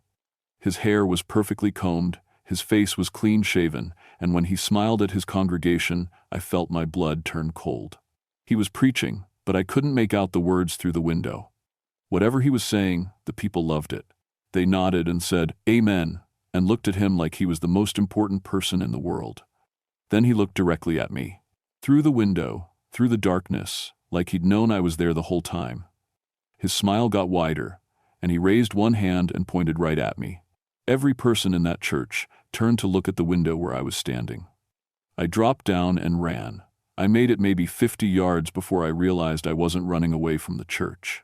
I was running toward the front door. My legs were carrying me there, like they had a mind of their own, like something was calling me home after a long time away. The door was open now. Light spilled out onto the ground in front of the building, warm and welcoming. I could hear the preacher's voice clearly now, and it was the most beautiful thing I'd ever heard. "Welcome, brothers and sisters, to tonight's service. We've been waiting for you." I knew I should run. Every rational part of my mind was screaming at me to get away from that place. But my seminary training was singing a different song. This was a church. These were people gathered for worship. This was where I belonged. I walked through that door like I was coming home. The inside of the church was exactly like it had been that morning, except now it was full of living people instead of dead ones. The same pews, the same altar, the same hymnal holders.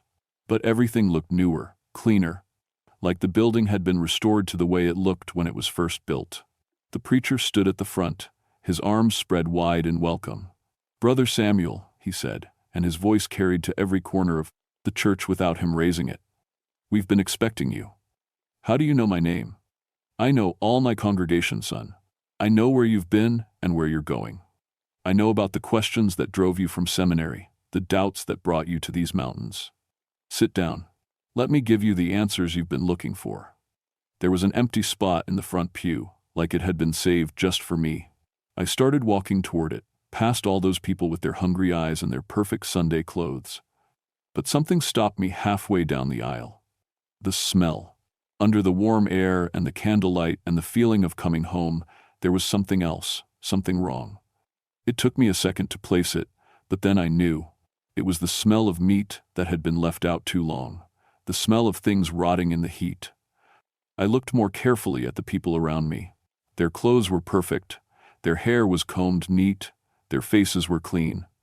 But their skin had a gray tint to it, like they hadn't seen sunlight in a very long time. And when they smiled at me, their teeth looked too sharp. "Sit down, Brother Samuel," the preacher said again. "Service is about to begin." "What kind of service?" I asked. His smile got wider. "The kind you've been preparing for your whole life." I didn't sit down. Every instinct I had left was telling me to run, but my legs felt like they were made of lead.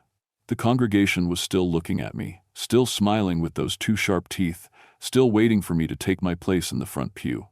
"You're scared," the preacher said, and his voice was kind and understanding. "That's natural, son.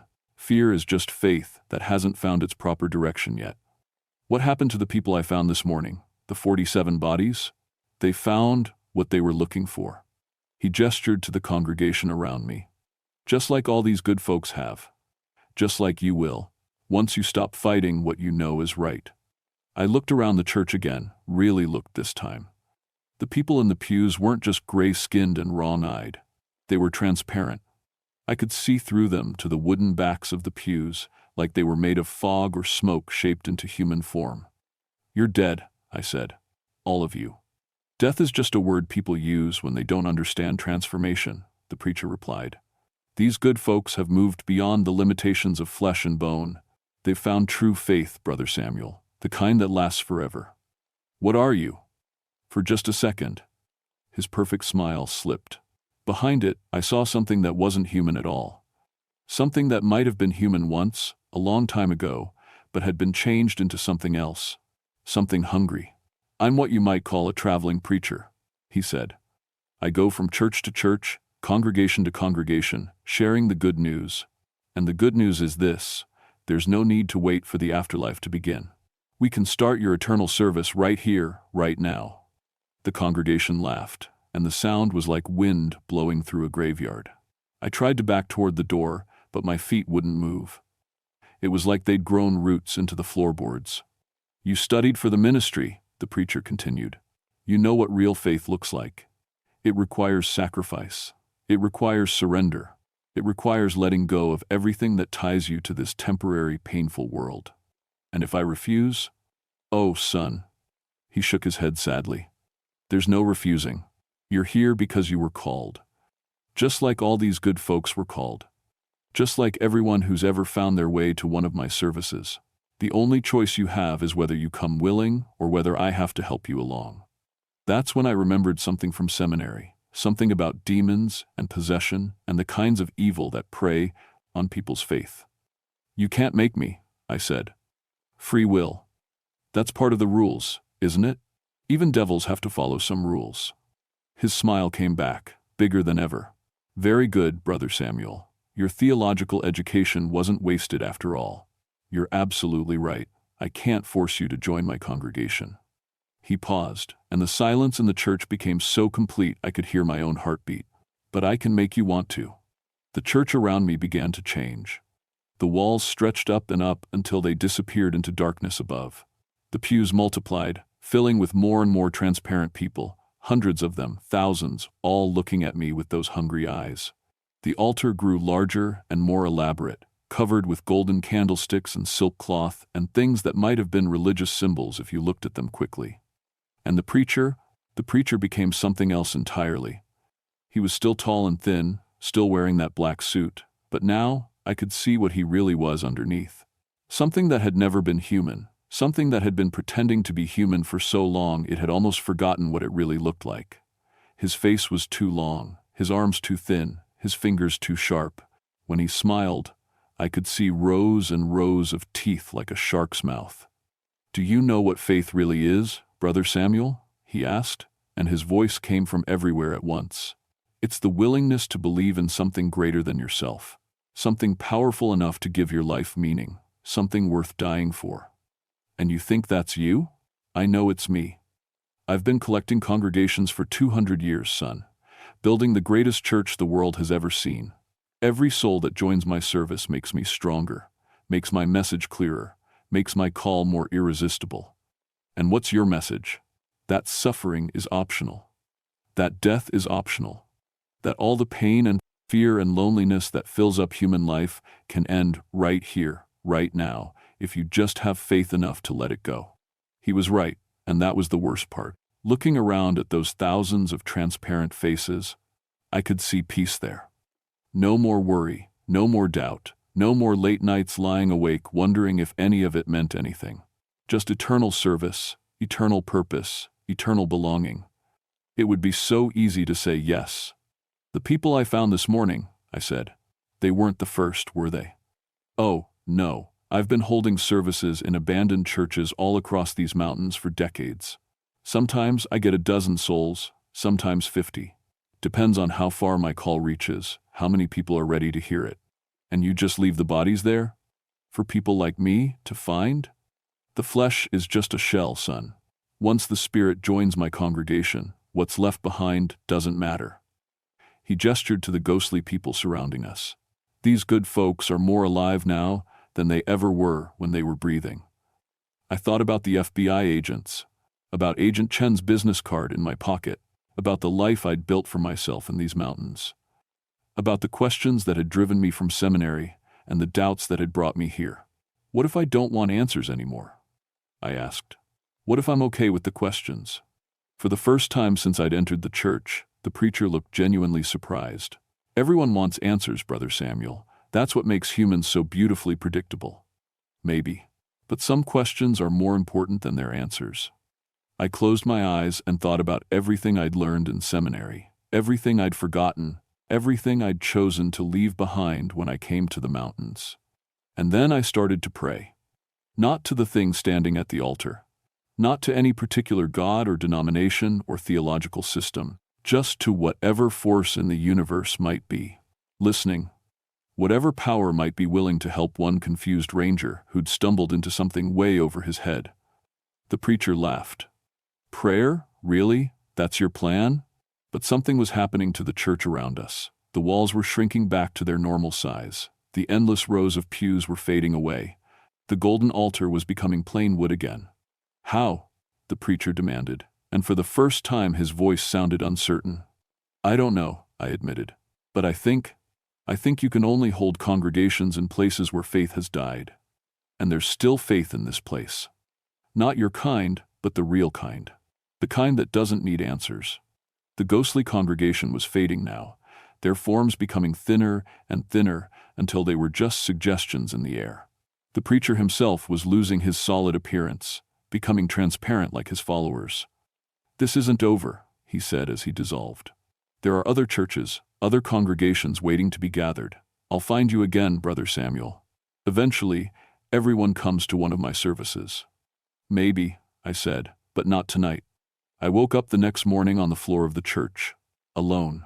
Sunlight was coming through the windows, and everything looked normal again. Old wooden pews, simple altar, no sign of the supernatural congregation I'd seen the night before. My truck was parked outside where I'd left it. I spent an hour walking through the building, looking for any evidence of what had happened. No golden candlesticks, no twisted hymnals, no sermon notes with corrupted Bible verses. Just an abandoned church that had been empty for 30 years. But when I got to the office in the back, I found something that made me stop cold. A guest book, sitting open on the desk. Page after page of signatures, people signing in for Sunday services. The dates went back decades: 1970, 1965, 1950, even some from the 1920 seconds. Hundreds of names, all written in the same careful handwriting. The last entry was from the night before. Samuel Thornwick, visitor. I ripped that page out of the book and burned it in the parking lot. The FBI closed their investigation a week later. Officially, the 47 people had died of some kind of mass poisoning, probably from contaminated food they'd shared at a religious gathering. The fact that no traces of poison showed up in their blood work was chalked up to the limited testing capabilities of the Mountain Medical Examiner's office. Agent Chen called me to let me know. "Weird case," she said. "But we've seen stranger things. Religious groups can convince people to do almost anything if they believe strongly enough." "What about the church itself? You going to keep it under surveillance?" "Not our jurisdiction anymore. It's just an old building, Ranger. Nothing federal about it. But I kept an eye on it. Made excuses to drive up that logging road once a week, just to check.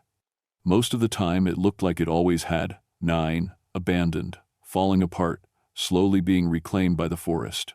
But sometimes, on certain nights when the moon was dark and the wind was still, I'd see lights in the windows again. I never stopped the truck on those nights. Never got out to investigate. I'd learned my lesson about curiosity and abandoned churches and preachers who collect congregations like other people collect stamps. But I started paying attention to missing person reports from across the region. People who disappeared without explanation, usually after telling family members they'd been called to attend a special church service. Most of them turned up eventually, their bodies found in remote locations, arranged like they died peacefully in their sleep. Always in groups of 40 to 50. Always looking like they'd died happy. I tried talking to other law enforcement agencies about the pattern, but nobody wanted to hear about demonic preachers and supernatural congregations. They had enough real crimes to worry about without chasing ghost stories, so I keep track myself. I've got a map in my office with pins marking every incident that fits the pattern. Abandoned churches across Virginia, North Carolina, Tennessee, even a few in Kentucky and West Virginia. Places where faith used to live but doesn't anymore. Perfect venues for someone like the preacher to hold his services. The pins form a rough circle, with the Redemption Baptist Church right in the center.